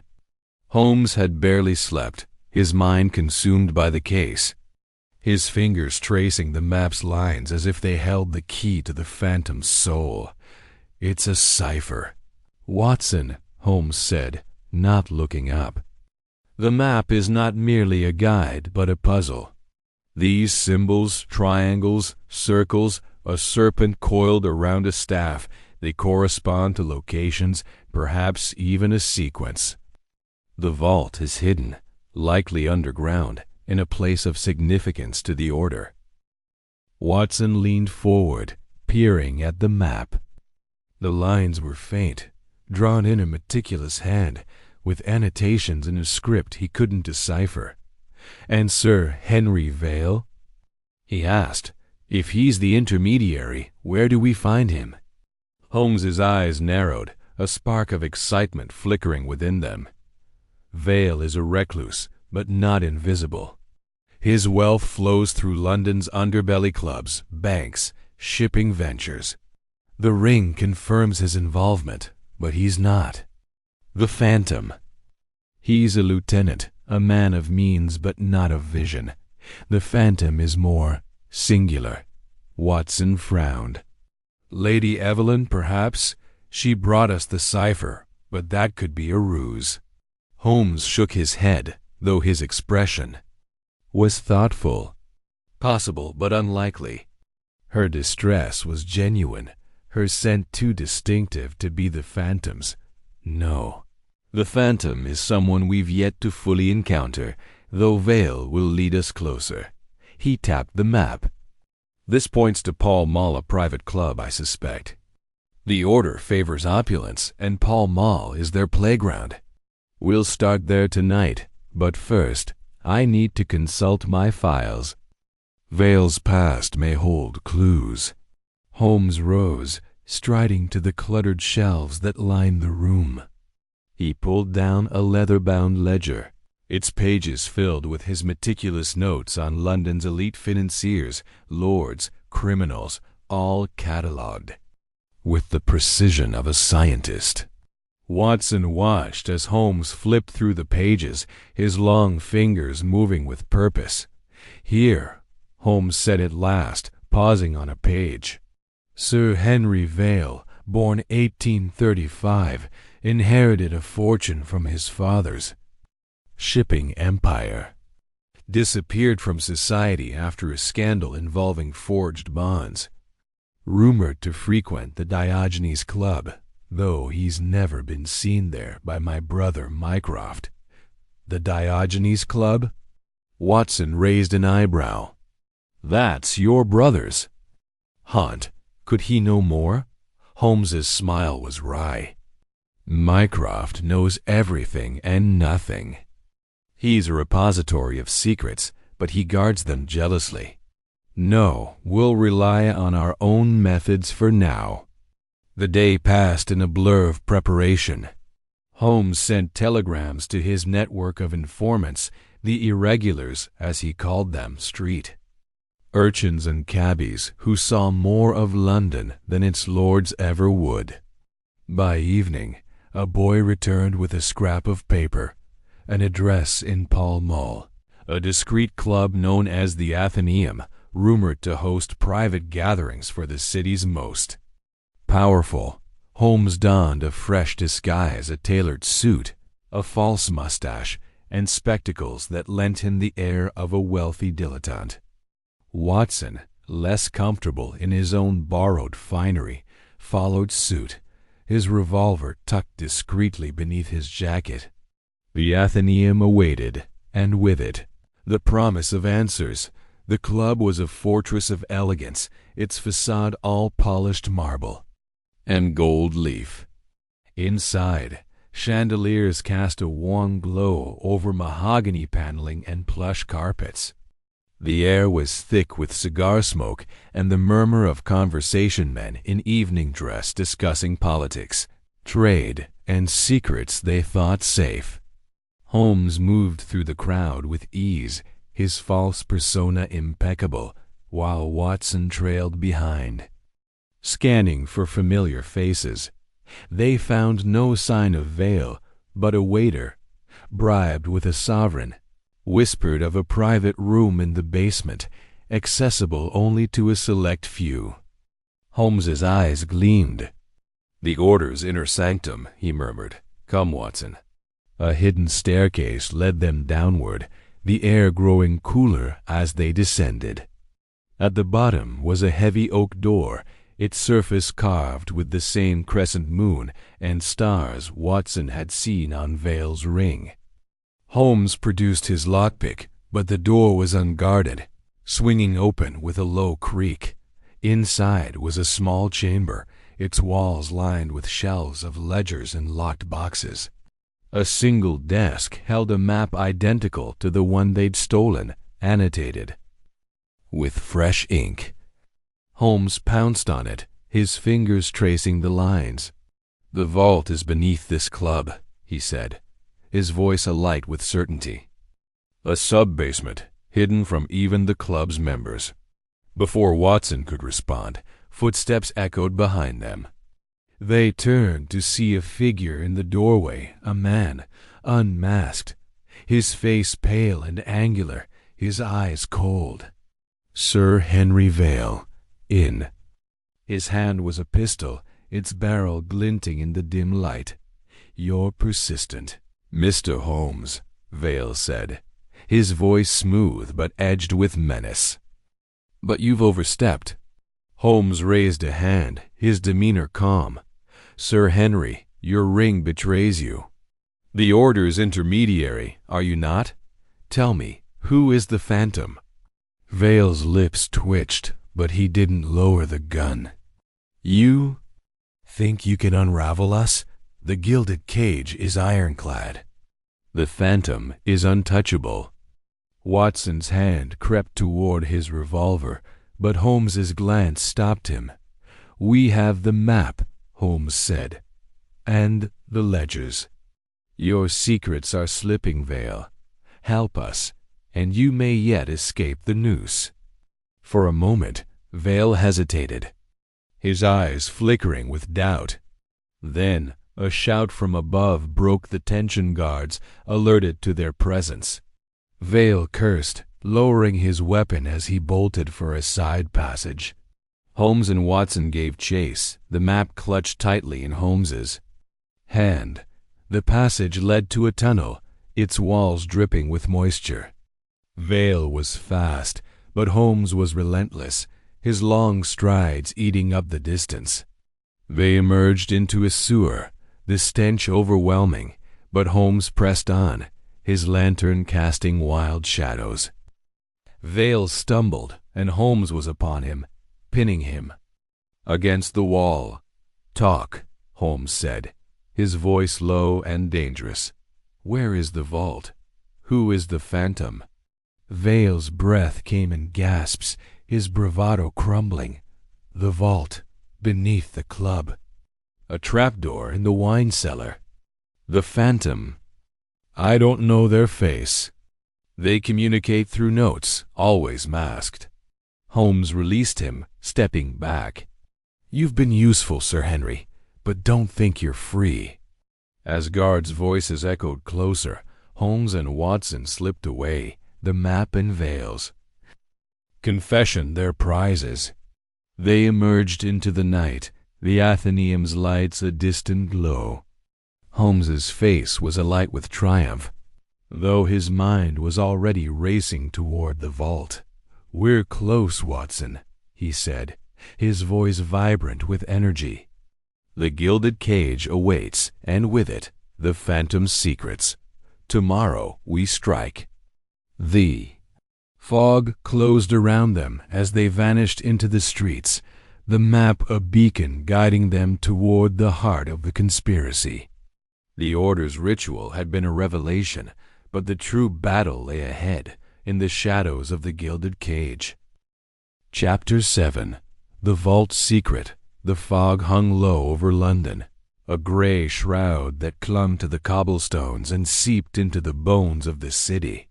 Sherlock Holmes and Dr. John Watson moved swiftly through the early morning haze, their footsteps muffled by the damp streets of Pall Mall. The map stolen from the Order's crypt was tucked securely inside Holmes's coat, its creased edges a silent promise of answers. The Gilded Cage, the vault that held the secrets of London's elite, lay ahead, and Holmes's mind was a furnace of anticipation, each deduction stoking the flames. "Holmes," Watson whispered, his voice barely cutting through the fog. "Are you certain this is the place?" A private club in Pall Mall seems an odd choice for a secret vault. Holmes's lips curved into a faint smile, his eyes gleaming with certainty. "Precisely why it's perfect, Watson. The Order thrives on misdirection. A gentleman's club, with its veneer of respectability, is the ideal mask for their machinations. The map points to a specific address, number 17, the Palladian Club. We're close." They paused before a grand Georgian building, its facade all white stone and tall windows. The kind of place where dukes and MPs sipped brandy and debated politics. A brass plaque gleamed faintly in the gaslight. Palladian Club, Est, 1784. To the untrained eye, it was a bastion of privilege. To Holmes, it was a fortress hiding a darker truth. "Stay sharp, Watson," Holmes murmured, adjusting his scarf. "The Order's reach is long, and we're walking into their lair. Expect resistance." Watson patted the revolver in his coat pocket, his face set with resolve. "I'm ready, Holmes. Let's find this gilded cage and be done with it." The entrance was locked, but Holmes produced a set of lockpicks from his pocket, his fingers moving with the precision of a watchmaker. Within moments, the heavy door clicked open, revealing a darkened foyer. The air inside was thick with the scent of polished wood and old cigar smoke, but Holmes's nose twitched at something else, a faint metallic tang, like rust or chemicals. "Curious," he muttered, stepping inside. Watson followed, closing the door softly behind them. The foyer opened into a grand hall, its walls lined with portraits of stern-faced men in powdered wigs. A chandelier hung overhead, its crystals catching the faint light from the street. Holmes's eyes darted to the floor, where a faint scuff mark led to a side corridor. "This way," he said, moving with purpose. The corridor was narrow, lined with locked doors, but the map had been specific, a hidden staircase behind a false panel in the library. They found the library easily, a cavernous room filled with leather-bound books and heavy furniture. Holmes ran his fingers along the shelves, tapping lightly until a hollow thud answered. "Here," he said, pressing a concealed catch. A section of the bookcase swung inward, revealing a spiral staircase descending into darkness. Watson lit a small lantern, its glow casting long shadows as they descended. The air grew cooler, damp with the musty scent of stone and earth dot at the bottom. They found a steel door, its surface etched with intricate patterns that resembled the crest Holmes had seen on the gold sovereigns. "The Ashford crest again," he noted, his voice low. "This is no coincidence. Lord Reginald's involvement runs deeper than he admitted." The door was secured with a combination lock, its dial gleaming in the lantern light. Holmes knelt, his ear pressed to the metal, turning the dial with delicate precision. Watson watched, marveling at the concentration etched on his friend's face. After several tense minutes, a soft click echoed, and the door swung open. Beyond lay a chamber that defied expectation. The vault was no mere storage room, but a meticulously organized archive, its walls lined with steel cabinets and shelves stacked with ledgers, files, and sealed envelopes. A long table stood at the center, scattered with papers and a single oil lamp, unlit. The air was heavy with the scent of ink and wax. "The Gilded Cage," Holmes said, his voice tinged with satisfaction. "A repository of secrets, each one. A leash to control the powerful. The Order's true strength lies here." Watson approached a cabinet, pulling open a drawer. Inside were files labeled with names of prominent figures, ministers, bankers, even a royal cousin. He opened one and scanned its contents, his face paling. "Holmes, this is explosive. Bribery, infidelity, smuggling, this could ruin half of Parliament." Holmes was already at the table, flipping through a ledger. His eyes moved rapidly, absorbing details. "Names, dates, payments," he murmured. "The order has been meticulous. But look here." He pointed to a column of entries marked with a symbol, a stylized bird in a cage.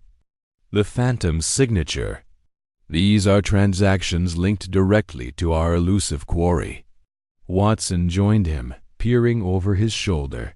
"There's hundreds of thousands of pounds here. Extortion on a massive scale. But why?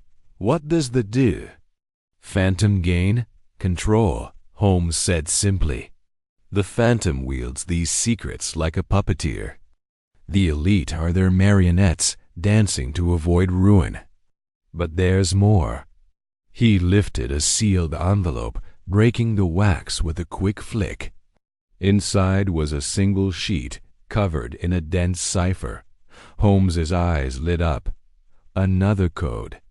The Phantom's handiwork, no doubt.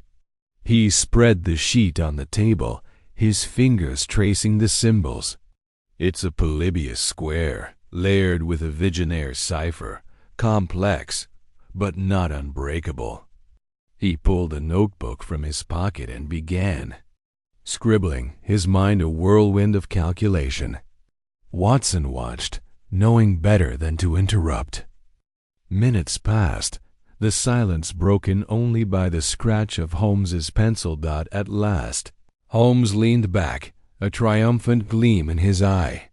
"The cipher reveals a targeted gala at Buckingham Palace 3 days hence. The Phantom plans to expose a minister, Sir Charles Warrington, with documents proving his involvement in an arms smuggling ring. It's a public humiliation designed to destabilize the government." Watson's jaw tightened.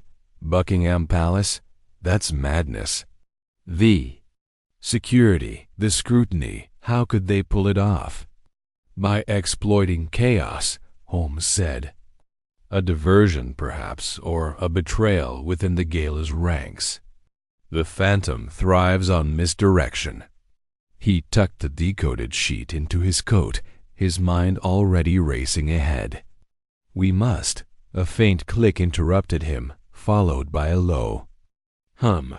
Holmes's head snapped up, his eyes narrowing. "Watson, move!"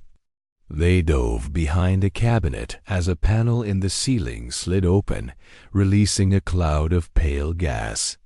The air grew acrid, stinging their eyes and throats. Watson coughed, clutching his coat over his face. "Poison!" he gasped. "Not poison," Holmes said, his voice calm despite the haze. "A sedative, likely chloroform-based. The Phantom anticipated intruders." He crawled toward the table, grabbing a cloth napkin and dousing it with water from a flask. "In his bag. Cover your mouth and nose. Stay low." Watson followed suit, his heart pounding as the gas thickened. Holmes's mind worked furiously, mapping the room. The steel door was their only exit, but it had locked behind them. He scanned the walls, noticing a faint seam near the floor, a possible drainage grate. "There," he said, pointing. "A sewer tunnel. Our way out." They scrambled to the grate, Holmes prying it open with a crowbar from his bag. The gas was heavier now, their movements sluggish. Watson's vision blurred, but Holmes's grip on his arm was firm, pulling him toward the opening. "Stay with me, Watson," Holmes urged, his voice cutting through the fog. They slid into the tunnel, the cold, damp air a shock after the gas-filled vault. The passage was narrow, its walls slick with grime, but it sloped downward, leading toward the Thames. Holmes led the way, his lantern casting a feeble glow. Behind them, the sound of boots echoed, guards, alerted by the alarm. Faster. Watson, Holmes said, his voice steady but urgent. The tunnel twisted, branching into a maze of pipes and channels. Holmes navigated by instinct, his memory of London's underbelly guiding them. The guards' shouts grew fainter, but the danger wasn't over. The tunnel ended at a rusted grate overlooking the river, its waters black and churning below. Holmes worked the grate loose, his hands steady, despite the pursuit. "We'll have to jump," he said, glancing at Watson. "The current will carry us downstream. Ready?" Watson nodded, his face grim but resolute. "Always, Holmes." They leapt, the icy water swallowing them. The current was strong, pulling them away from the club and its guards. Holmes surfaced first, scanning for Watson, who emerged coughing, but unharmed. They swam to a muddy bank, dragging themselves onto the shore. Above, the fog cloaked the city, hiding their escape. Holmes pulled the cipher sheet from his coat, miraculously intact despite the water. "The gala," he said, his voice alight with purpose. "The Phantom's endgame is there. We have 3 days to prepare." Watson, shivering but determined, nodded. "What's our next move?" Holmes's eyes gleamed, the thrill of the chase burning bright. "We secure invitations to the gala. The Phantom expects to outmaneuver us, but they've underestimated one thing, Sherlock Holmes." The next morning, Baker Street was a hive of activity. Holmes sat at his desk, surrounded by maps, ciphers, and newspaper clippings.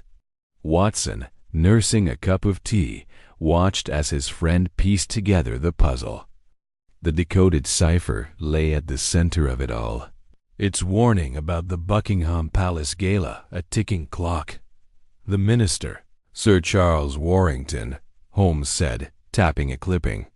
"A rising star in the Home Office, but his past is murky. The Phantom's documents likely detail his smuggling deals arms to colonial rebels, a scandal that would end his career and shake the government." Watson frowned. But why target Warrington specifically? The Phantom's been extorting dozens of others. Why escalate to a public spectacle? Holmes leaned back, steepling his fingers. "It's a power play. The Phantom seeks not just control, but dominance. By exposing Warrington at the gala, they send a message to the order and the elite. No one is untouchable. It's a bold move, but it leaves them vulnerable. A public event means exposure, and exposure is our opportunity." He rose, pacing the room. "We need access to the gala. Invitations are tightly controlled, but Mrs. Hudson's cousin works in the palace staff. A discreet request should suffice." Watson raised an eyebrow. "Mrs. Hudson has a cousin in Buckingham Palace?" Holmes smirked. "Mrs. Hudson has cousins everywhere, Watson. It's one of her more useful qualities." By noon, a courier arrived with 2 embossed invitations secured through Mrs. Hudson's connections. Holmes examined them, noting the royal seal. "Perfect," he said. "Now we prepare. The Phantom will have eyes everywhere, guards, informants, perhaps even members of the order among the guests. We must blend in, observe, and act at the precise moment." Watson nodded, though his stomach churned at the thought of infiltrating a royal event. "And if the Phantom's there in person, how do we spot them?" Holmes's eyes narrowed. "The Phantom is cunning but not invisible.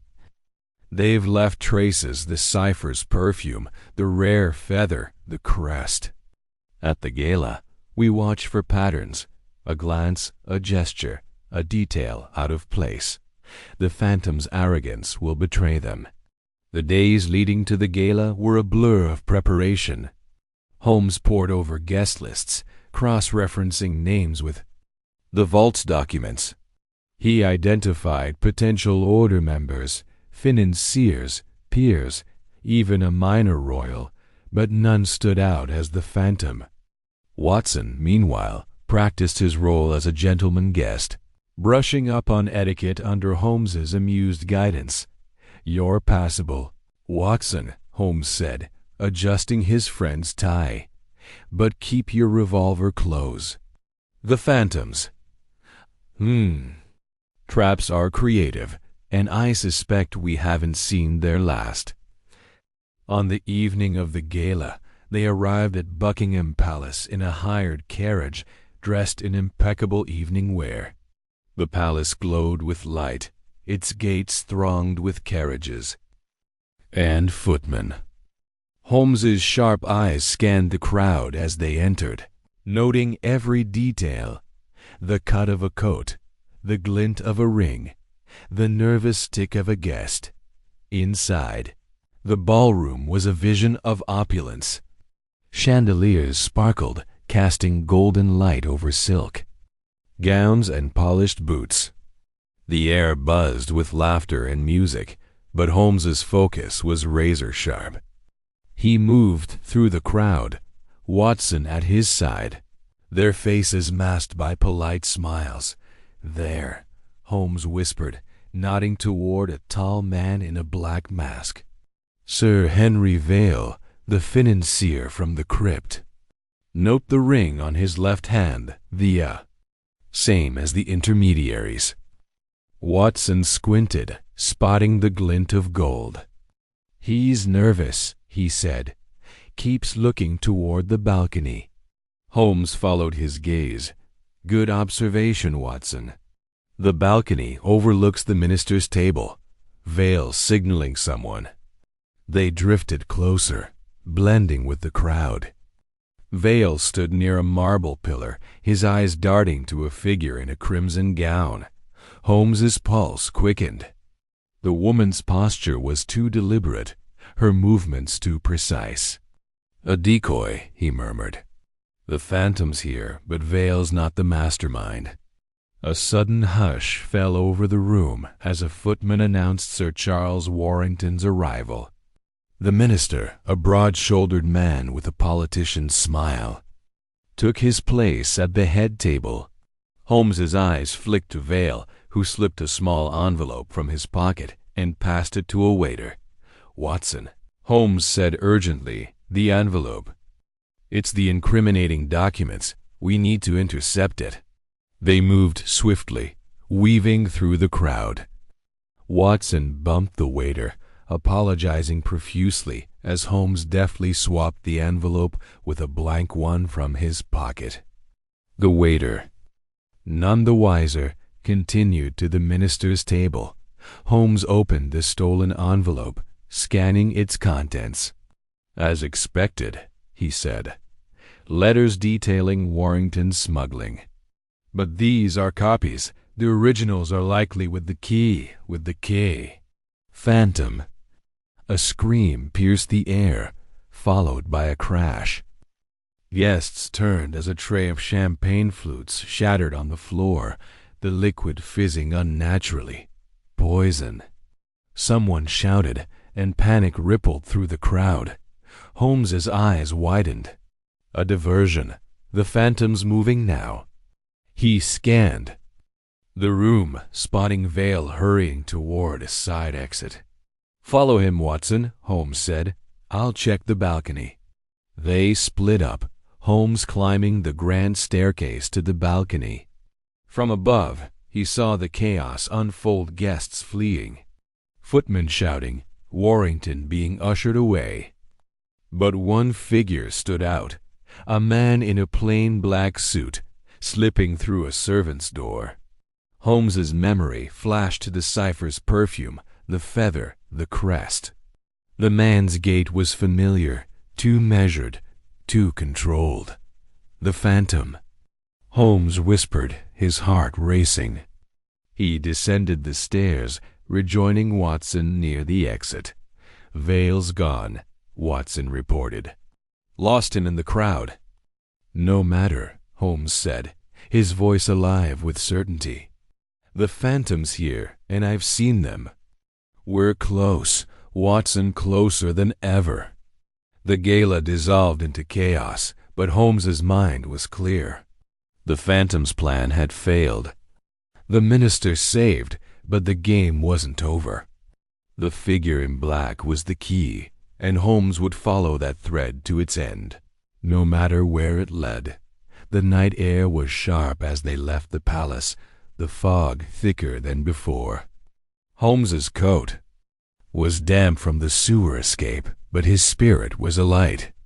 "The phantom underestimated us," he said, lighting a cigarette. "They expected the gala to be their triumph, but we've turned it to our advantage."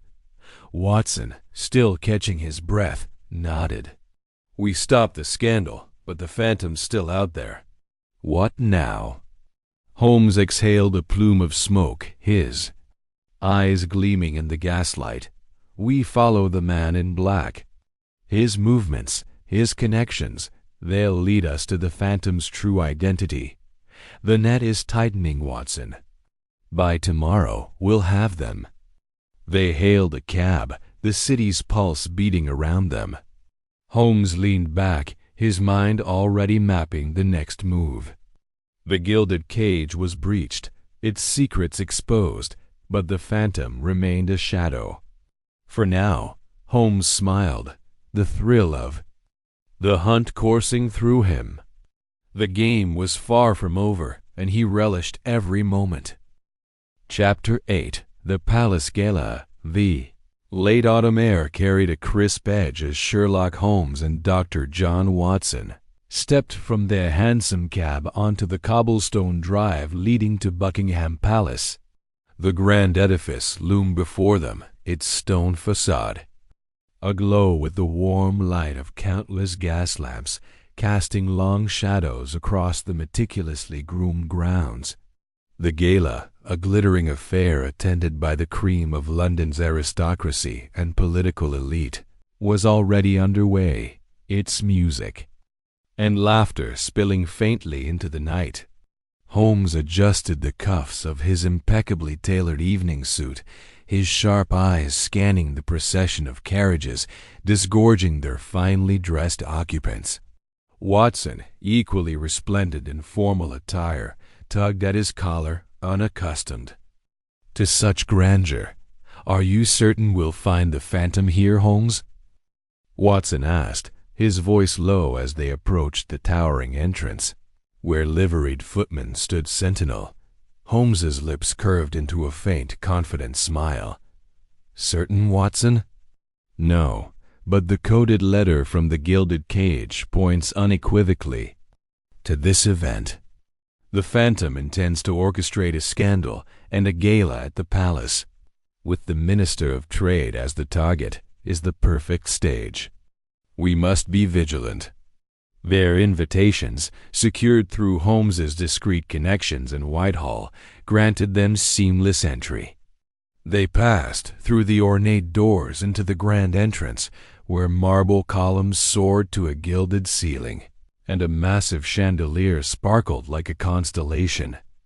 The air was thick with the scent of perfume, polished leather, and anticipation. Guests in resplendent gowns and tailcoats mingled, their voices a symphony of cultured murmurs punctuated by the clink of champagne flutes. Holmes's gaze darted across the crowd, cataloging faces, postures, and subtle gestures with the precision of a machine.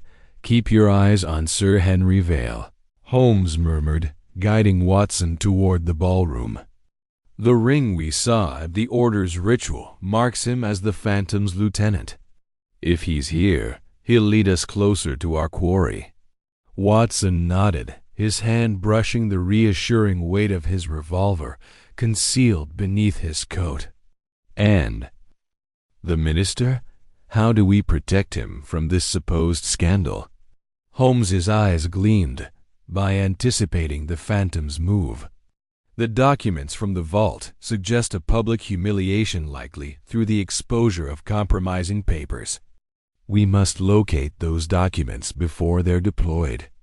The ballroom was a vision of opulence, its walls adorned with tapestries and mirrors that reflected the dazzling light of a dozen chandeliers. An orchestra played a waltz, and couples glided across the polished floor, their movements a graceful counterpoint to the undercurrent of intrigue. Holmes and Watson positioned themselves near a marble pillar, offering a clear view of the room. Watson scanned the crowd, noting the familiar faces of dukes, MPs, and foreign dignitaries, while Holmes's attention locked onto a tall, broad-shouldered man in a black domino mask, his left hand adorned with a distinctive gold ring set with an emerald. "There," Holmes said softly, nodding toward the man. "Sir Henry Vale. Observe his posture tense, expectant. He's waiting for a signal." Vale stood near a group of laughing aristocrats, but his eyes were restless, darting toward the grand staircase at the far end of the room. Holmes followed his gaze, noting a liveried servant carrying a silver tray of champagne flutes, moving with a deliberateness that seemed out of place. The servant paused near a cluster of guests, including the Minister of Trade, a portly man with mutton-chop whiskers, engaged in animated conversation with a Russian attach.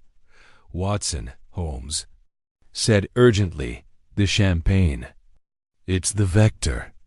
Before Watson could respond, a faint commotion rippled through the crowd.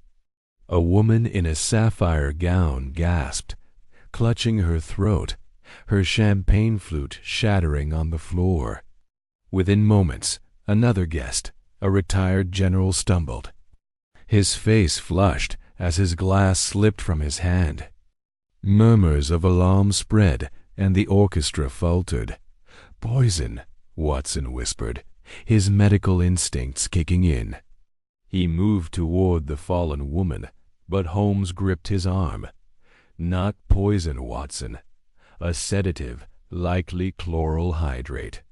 The phantom wants chaos, not murder. It's a diversion." Holmes's mind raced, piecing together the scene. The tainted champagne was meant to sow panic, drawing attention from the true objective, the minister. He scanned the room, spotting Vale slipping through a side door, his movements swift and purposeful. "Follow me," Holmes said, weaving through the crowd with Watson close behind. They passed through the door into a dimly lit corridor, where footmen rushed to and fro, summoned by the growing chaos in the ballroom. Holmes's eyes caught a flicker of movement, a shadow slipping into an antechamber. He gestured for Watson to stay silent, and they crept forward, pausing at the door. Inside, Vale stood over a small table, unfolding a packet of papers. His hands trembled slightly as he glanced toward the door, oblivious to the two men watching from the shadows. "The documents," Holmes whispered. "The phantom's weapon." Watson frowned. "How do we get them without alerting him?" Holmes's eyes gleamed with a plan. "We don't. We replace them." He reached into his coat, producing a folded sheaf of papers, blank, but meticulously prepared to mimic the appearance of official documents. "I anticipated this," he said, a trace of satisfaction in his voice. "While you were dressing for the gala, I crafted these. They'll pass a cursory inspection." Watson marveled at his friend's foresight. "You're a devil, Holmes." "Merely practical," Holmes replied, slipping into the antechamber with the grace of a cat. Vale, distracted by the papers, didn't notice as Holmes deftly swapped the documents, pocketing the originals. The exchange took mere seconds, and Holmes retreated to the corridor, pulling Watson back into the shadows just as Vale turned.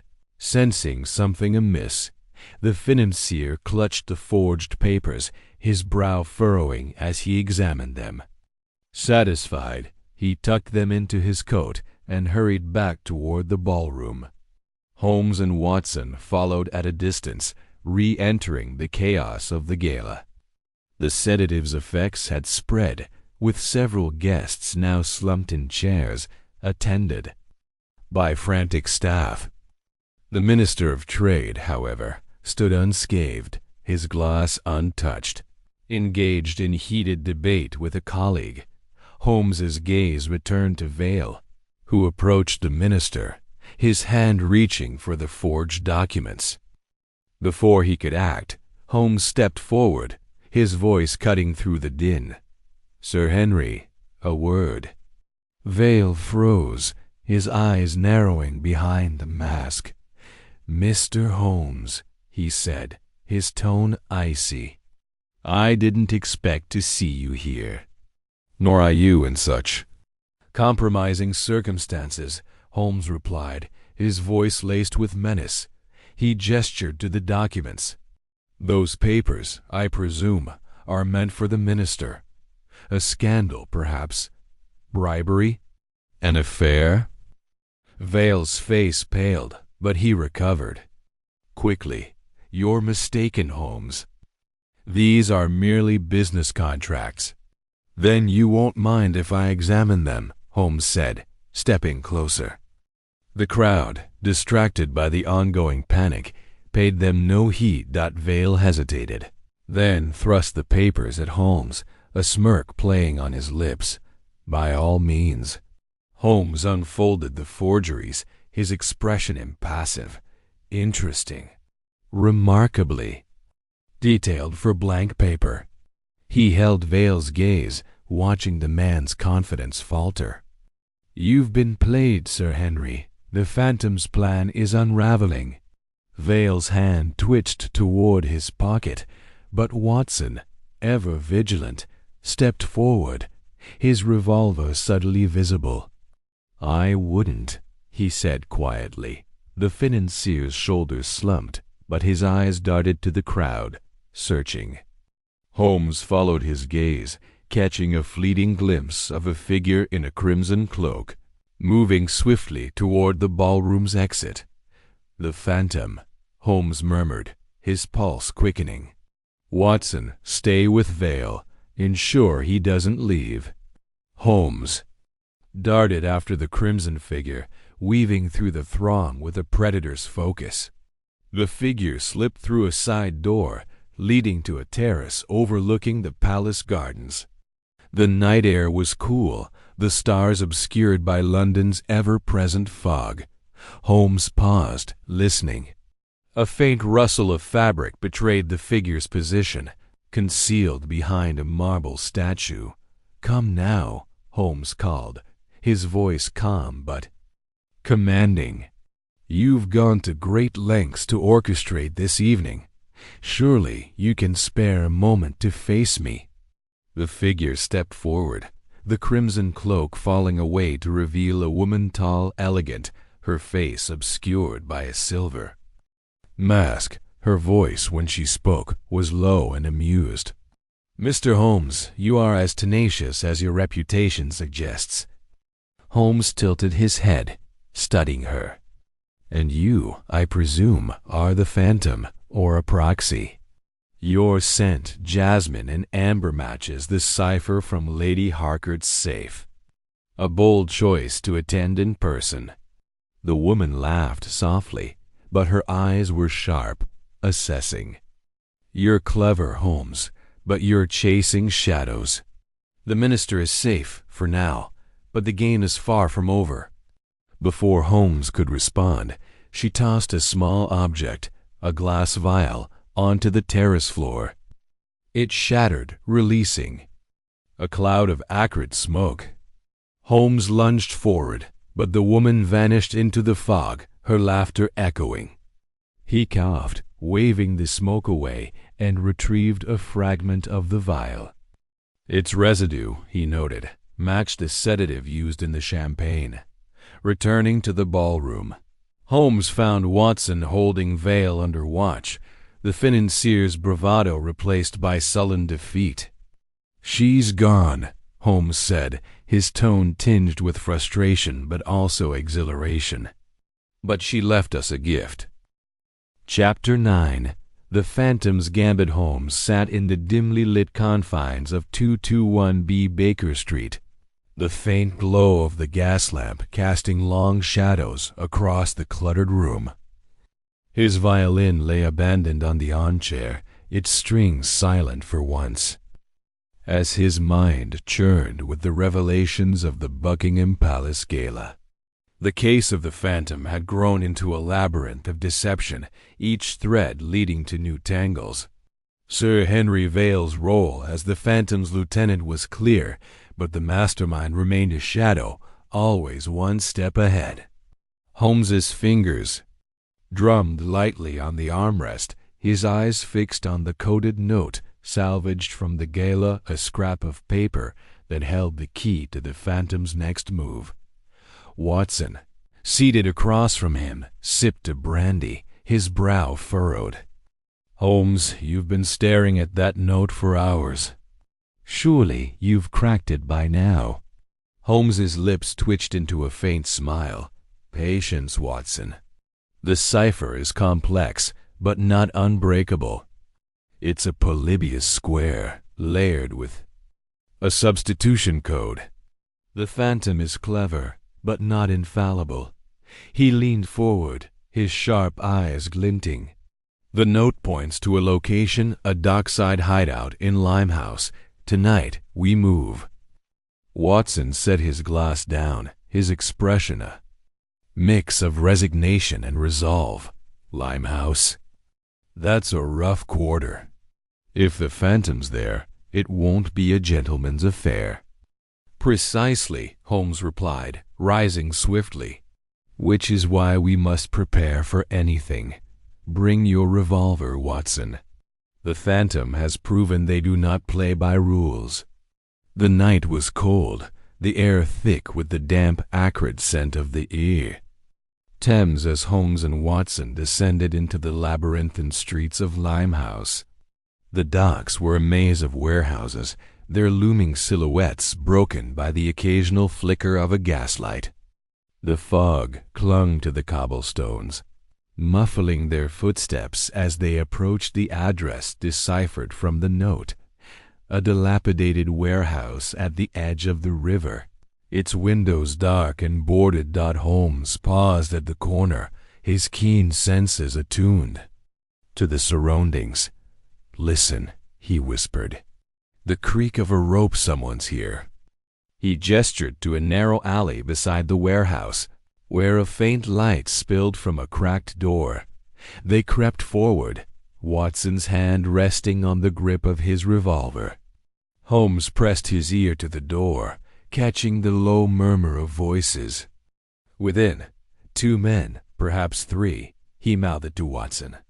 "Vale is among them." With a silent nod, Holmes eased the door open, revealing a cavernous interior lit by a single lantern. Crates were stacked haphazardly, their contents hidden beneath tarps. At the far end, Sir Henry Vale stood with 2 rough-looking men, their conversation tense. Holmes caught fragments of their words. The Phantom's orders. "Ship leaves.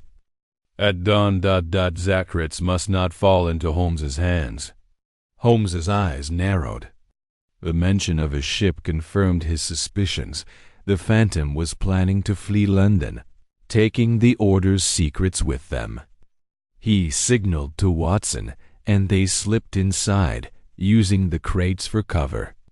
The air was heavy with the scent of tar and salt, the river's presence palpable even within the warehouse. Vale's voice rose, sharp with agitation. "The gala was a disaster. Holmes swapped the documents. How did he know? The Phantom will have our heads if we don't deliver the rest." One of the men, A burly figure with a scar across his cheek growled, "We should have dealt with him. At the palace. He's too close." "Too late for that," Vale snapped. "The phantom's already planned for him." "The ship's rigged Holmes won't leave this dock alive." Holmes's pulse quickened, not with fear, but with the thrill of the chase closing in. He whispered to Watson, "A trap. We must act swiftly." He scanned the warehouse, noting a rickety staircase leading to a loft overlooking the men. "Up there. We'll have the advantage." They moved silently, ascending the stairs to the loft, where they could observe the trio below. Holmes's mind raced, piecing together the fragments. The ship, the trap, the secrets, everything pointed to a desperate gambit by the phantom to escape his net. But who was pulling the strings? Vale was a lieutenant, not the mastermind. The true phantom was elsewhere, orchestrating from the shadows as they crouched in the loft. Holmes spotted a glint of metal among the crates below a wire, barely visible, stretching across the floor. "A trigger," he murmured. "The trap is mechanical. Likely explosive." He traced the wire's path with his eyes, noting it led to a stack of barrels near the water's edge. Gunpowder or something worse. Watson's face paled. "Holmes, we can't stay here." "If they set it off, we won't give them the chance," Holmes replied, his voice steady. He pulled a small knife from his pocket and began to work at the floorboards, exposing the wire's path. "If we sever this, the trap is neutralized. But we must move before they realize we're here." The task was delicate, the wire taut, and sensitive. Holmes's hands were steady, his focus absolute, as he carefully cut through the insulation, exposing the mechanism beneath. A faint click echoed, and he froze, but no explosion followed. "Done," he whispered, wiping sweat from his brow. "Now we confront Vale." They descended the stairs, Holmes leading with a quiet authority. As they emerged from the shadows, Vale's head snapped up, his eyes widening. "Holmes!" He gasped, fumbling for a pistol at his belt. "Stay your hand, Sir Henry," Holmes said coolly, stepping into the lantern's light. "Your trap has been disarmed, and your plans are unraveling. Tell me where the phantom is, and you may yet salvage your honor." The two henchmen lunged, but Watson was ready, his revolver drawn. "Don't move," he barked, his military bearing unmistakable. The men froze, their hands raised. Vale's face twisted with desperation. "You don't understand, Holmes. The phantom knows everything, your every move. You think you've won, but you're walking into their trap." Holmes's eyes gleamed. "Then enlighten me. Where is the ship? What are the phantom's plans?" Vale hesitated, his gaze darting to the river. "The ship's at Blockwall Dock. It sails at dawn for the continent. The phantom's aboard, with the order's secrets, but you'll never reach them. The ship's rigged to explode if you board." Holmes's mind raced. A rigged ship, a dawn departure. This was the phantom's final gambit. "And the coordinates?" he pressed. "Where is the phantom headed?" Vale's shoulders slumped, defeated. "A note, ... in my pocket. It has the coordinates. But you're a fool if you think you can stop them." Holmes stepped forward, retrieving the note from Vale's trembling hand. It was a simple slip of paper, inscribed with a set of coordinates pointing to a remote location in Kent. A manor. Holmes murmured, his memory recalling a map of the region. The phantom's stronghold. Before Vale could respond, a low rumble shook the warehouse. Holmes's head snapped toward the river, where a faint glow illuminated the fog. "The ship," he said, his voice sharp. "They've triggered it early." He grabbed Watson's arm, pulling him toward the door. "Run!" They sprinted into the night as the warehouse erupted behind them, a deafening blast sending shards of wood and glass into the air. The force knocked them to the ground, but Holmes was up in an instant, dragging Watson to his feet. To the river. They reached the dock's edge, where a small ship burned fiercely, its hull already sinking into the Thames. The explosion had been premature, likely a failsafe to destroy evidence. Holmes scanned the water, spotting a rowboat drifting away, a cloaked figure at its helm. "The Phantom," he said, his voice low. "They're escaping." Watson, panting, gripped his revolver. "We can't catch them now, Holmes. The boat's too far." Holmes's eyes burned with determination. "Not yet, Watson. We have the coordinates. The Phantom expects us to perish here, but we'll meet them at their stronghold." He clutched the note, its ink smudged but legible. To Kent. "The game is not over." The journey to Kent was a blur of urgency, the night train rattling through the countryside as Holmes and Watson planned their approach. The coordinates pointed to a secluded manor, its history tied to an old aristocratic family fallen on hard times. Holmes's mind churned, connecting the dots. The Phantom's use of the Order's secrets, the manipulation of London's elite, the elaborate traps all pointed to a mind both brilliant and ruthless. They arrived at dawn, the manor looming against a gray sky, its Gothic spires shrouded in mist. The grounds were overgrown, the windows dark, but Holmes's instincts told him the Phantom was within. "Stay alert, Watson," he said, checking his own revolver. "This is their lair. Expect resistance."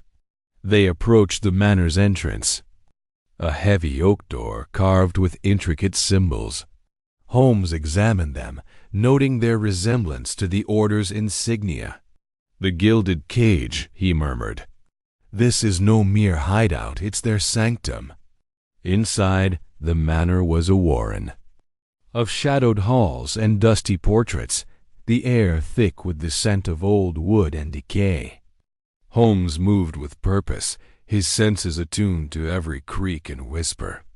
They found a study, its walls lined with books and maps, a desk cluttered with papers. Holmes rifled through them, uncovering a ledger identical to the one from the warehouse, its pages detailing the Order's operations. "Holmes," Watson whispered, pointing to a trapdoor beneath a rug. "A way down." Holmes nodded, lifting the trapdoor to reveal a stone staircase descending into darkness. A faint light flickered below, accompanied by the murmur of voices. "The Phantom's final stand," Holmes said, his voice tinged with excitement. "Stay close." They descended, the air growing colder as they reached a subterranean chamber. It was vast, its walls lined with shelves holding countless documents, the secrets of the Gilded Cage. At the chamber's center stood a figure cloaked in black, their face obscured by a hood. Two armed guards flanked them, their eyes scanning the shadows. "Welcome, Mr. Holmes," the figure said, their voice low and cultured with a hint of amusement. "You've been a persistent thorn in my side." Holmes stepped forward, his revolver steady. "The game is up, Phantom. Your traps have failed, your lieutenant is exposed, and your secrets are mine. Show yourself." The figure laughed softly, pulling back the hood to reveal a face that stunned Holmes, not for its familiarity, but for its audacity. It was Lady Evelyn Harcourt, her eyes blazing with defiance. "You expected a man, didn't you?" she said, her voice sharp. A pity. The world underestimates a woman's mind. Watson gasped, but Holmes's expression remained impassive. "Your perfume," he said. "The same scent on the original cipher. Your handwriting in the ledgers. I should have seen it sooner." Lady Evelyn's smile was cold. "You're clever, Holmes, but too late. The Order's secrets are my power. With them, I can rebuild my family's legacy, control the elite who shunned me after my husband's death." Holmes shook his head. "Your ambition betrays you. The explosion at the dock, the gala, the traps, all desperate moves to cover your tracks. But you've left too many clues." She gestured to the guards, who raised their weapons. "You won't leave this manor alive, Holmes. The secrets die with you." But Holmes was ready. With a swift motion, he kicked over a nearby table, sending papers flying as a distraction. Watson fired, wounding one guard, while Holmes tackled the other, disarming him in seconds. Lady Evelyn lunged for a hidden panel, but Holmes was faster. Pinning her against the wall. "It's over," he said, his voice calm but unyielding. "The Order is finished. Your secrets will be destroyed, and you will face justice." Lady Evelyn's eyes burned with fury, but she sagged in defeat. "You can't stop progress, Holmes. The world thrives on secrets." "Perhaps," Holmes replied, binding her hands, "but not yours." As they escorted her from the chamber, Watson glanced at Holmes, his expression a mix of awe and exhaustion. "How did you know it was her?" Holmes's lips curved into a faint smile. "The perfume, Watson, a rare blend, unique to her. And the audacity of her plan, only someone with her intellect and motive could orchestrate such a scheme." They emerged into the dawn, where Inspector Lestrade and a contingent of police waited, summoned by a telegram Holmes had sent before leaving London. Lady Evelyn was taken into custody, her composure unbroken even as the handcuffs clicked shut. Back at Baker Street, Holmes sat by the fire, his pipe sending curls of smoke into the air. The case was closed, the Order dismantled, its secrets burned to ash. Watson watched him, sensing a rare moment of contentment in his friend. "A remarkable woman, Lady Evelyn," Watson said. "A pity she turned to crime." Holmes nodded, his eyes distant. "Ambition, Watson, is a double-edged sword. Hers was sharpened by loss, but dulled by hubris. The game was hers to lose, and she did." He set his pipe down, his mind already drifting to the next challenge. For Sherlock Holmes, the world was never short of mysteries, and he was its tireless pursuer. Chapter 10.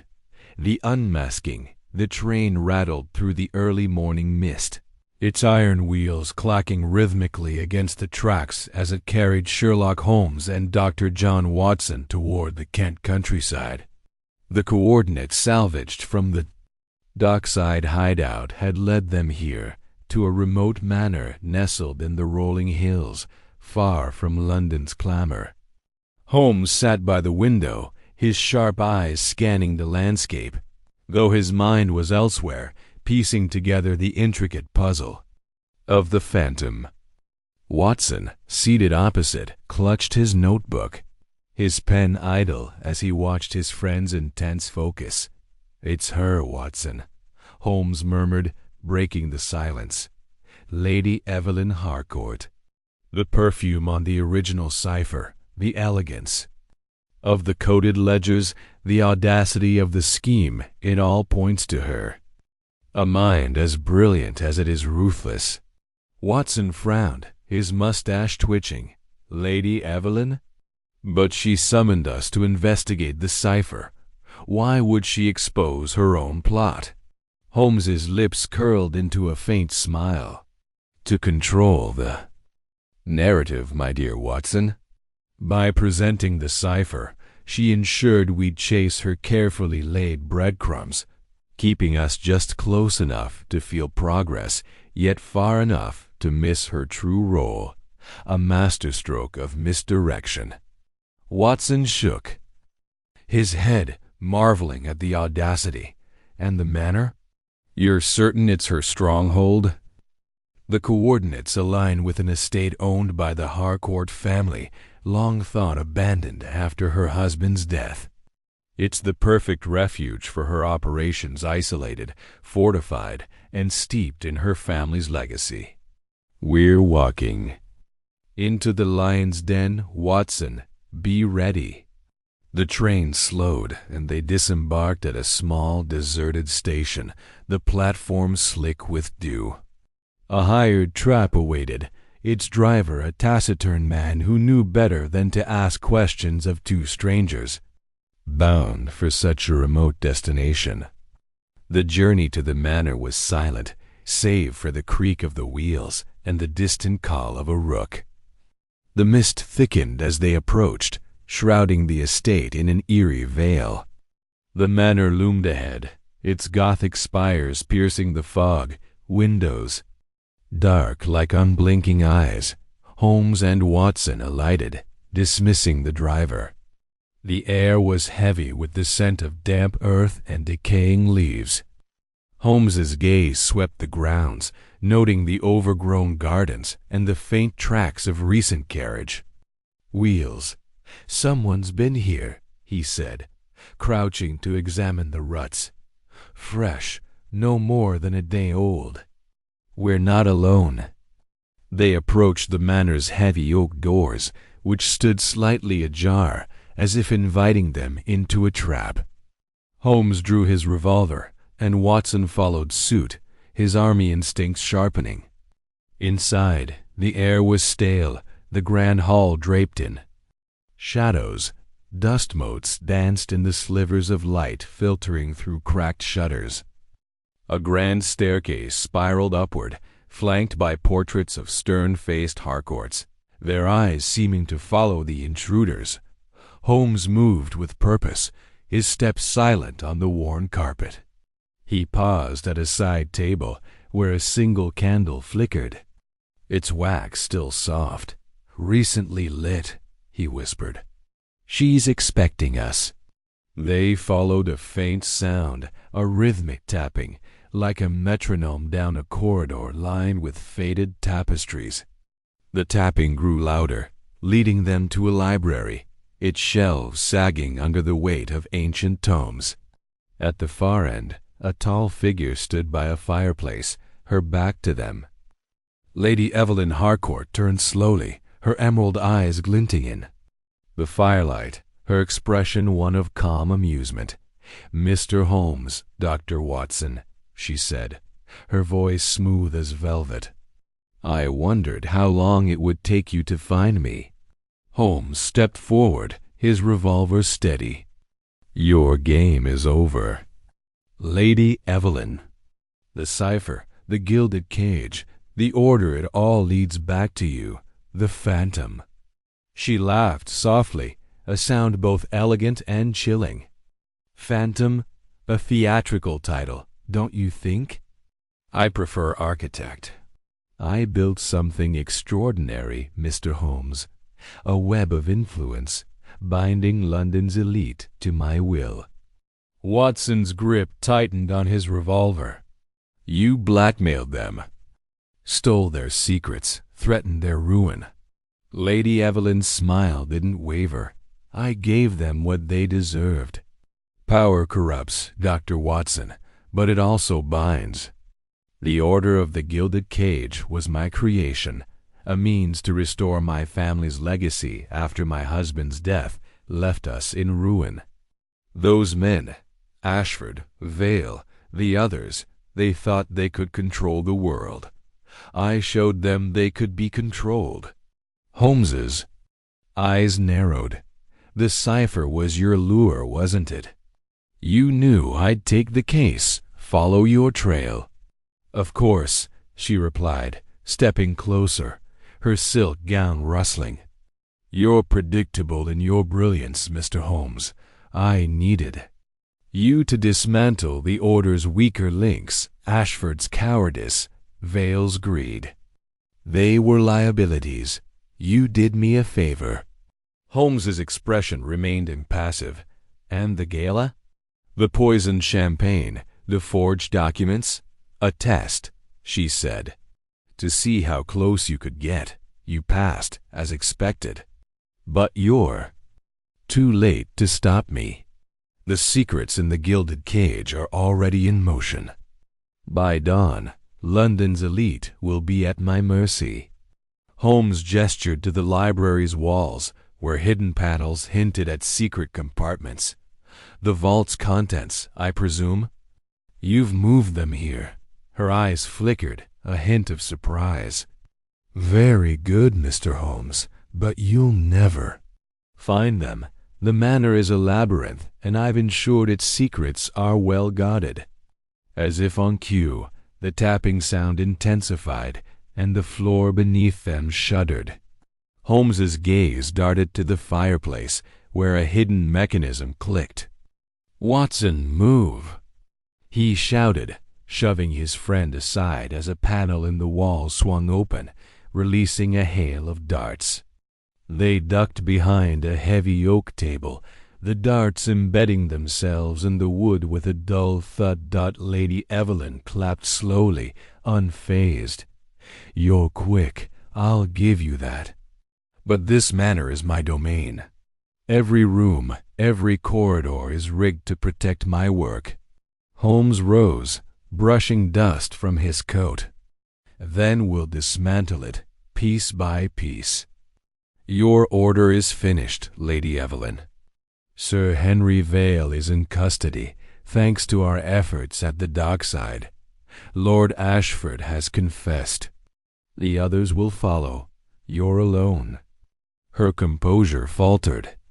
A crack in her facade. Alone? No, Mr. Holmes. I have allies you'll never touch.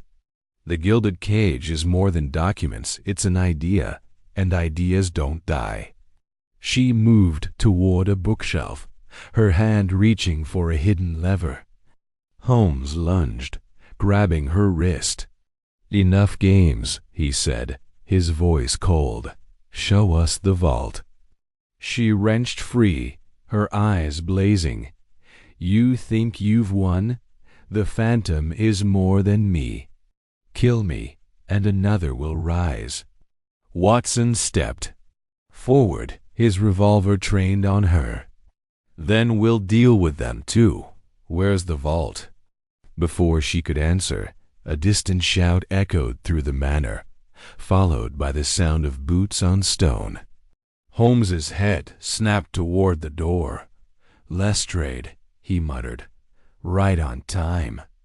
Inspector Lestrade burst into the library, flanked by a dozen constables, their lanterns casting stark shadows. Holmes, we got your telegram. Is this her? Lady Evelyn's shoulders sagged, but her defiance remained. You're too late, Inspector. The secrets are gone, scattered to those who'll use them.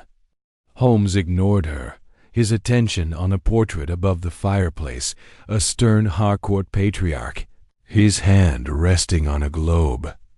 He pressed the globe's edge, and a section of the wall slid open, revealing a spiral staircase descending into darkness. The vault, he said, his voice triumphant. Watson, Lestrade, with me. They descended, leaving Lady Evelyn under guard. The staircase opened into a subterranean chamber, its walls lined with steel cabinets. The Gilded Cage, Holmes' pride. Open a cabinet, revealing stacks of documents, letters, contracts, confessions, all detailing the sins of London's elite. At the center of the room stood a table where a single sheet lay, a ledger in Lady Evelyn's elegant script listing names, dates, and payments. Her perfume lingered on the paper, the same scent Holmes had detected on the original cipher. Watson whistled softly. She planned everything, years of manipulation, all here. Holmes nodded, his eyes scanning the ledger. Her handwriting. Her perfume, her ambition, irrefutable evidence. She wove a net so tight, even she couldn't escape it. Lestrade's men began cataloguing the documents, their faces grim as they realized the scope of the scandal. Holmes returned to the library, where Lady Evelyn sat, her hands bound, her expression defiant yet resigned. "You've won this round, Mr. Holmes," she said. "But the game never ends. Power shifts, secrets change hands. Someone will take my place." Holmes met her gaze, his voice steady. "Perhaps, but not today. Your order is dismantled, your secrets exposed. You underestimated the value of truth." She laughed, a hollow sound. "Truth? A fleeting thing, Mr. Holmes. You'll see." Lestrade led her away, her head held high, even in defeat. Holmes and Watson returned to the Manor's hall, where the first rays of dawn pierced the mist, casting long shadows across the floor. They stepped outside, the cool air a welcome relief after the Manor's oppressive weight. Back at Baker Street, Holmes sank into his armchair, lighting his pipe as Watson poured brandy. The fire crackled, its warmth chasing away the chill of the night's events. Watson sat opposite, his notebook open, though he hadn't written a word. "What now, Holmes?" he asked. "The phantom's caught, the order's done." A rare victory. Holmes exhaled a plume of smoke, his eyes distant. Victory, yes, but Lady Evelyn was right about one thing: power shifts. The Gilded Cage is gone, but human ambition endures. There will always be another puzzle, another shadow to chase. Watson smiled, raising his glass. "And you'll be there to solve it." Holmes's lips twitched, a rare hint of warmth. "With you at my side, Watson, I rather think I shall." The fire burned low, and outside, London stirred, unaware of the drama that had unfolded in its shadows. Holmes closed his eyes, content. For now, the thrill of the chase sated, though he knew the game would never truly end. The Manor, now silent, stood as a testament to Lady Evelyn's ambition, a monument to a dream that had crumbled under the weight of its own intricacy. The documents were confiscated, the secrets burned in a bonfire on the Manor's grounds, their ashes scattered by the wind. Lestrade's report would detail the arrests, the dismantling of the order. But the true story, the battle of wits between Holmes and the Phantom, would live on in Watson's pages. A tale of intellect, courage, and the unyielding pursuit of justice. As the sun rose over Baker Street, Holmes took up his violin, its mournful notes filling the room. Watson listened, his heart full, knowing their adventures were far from over. The world was too vast, too shadowed, for Sherlock Holmes to ever rest. And for that, Watson was grateful. The case of the Phantom had tested Holmes's limits, pushed him to the edge of danger and deception, but he had emerged victorious, his mind sharper for it. Lady Evelyn, for all her brilliance, had underestimated him, not his intellect, but his resolve. She had built a cage of secrets, but Holmes had found the key, unlocking not just her vault, but the truth she sought to bury. And so, as the violin played on, the story closed, not with a final note, but with the promise of the next. For Sherlock Holmes, the game was always afoot,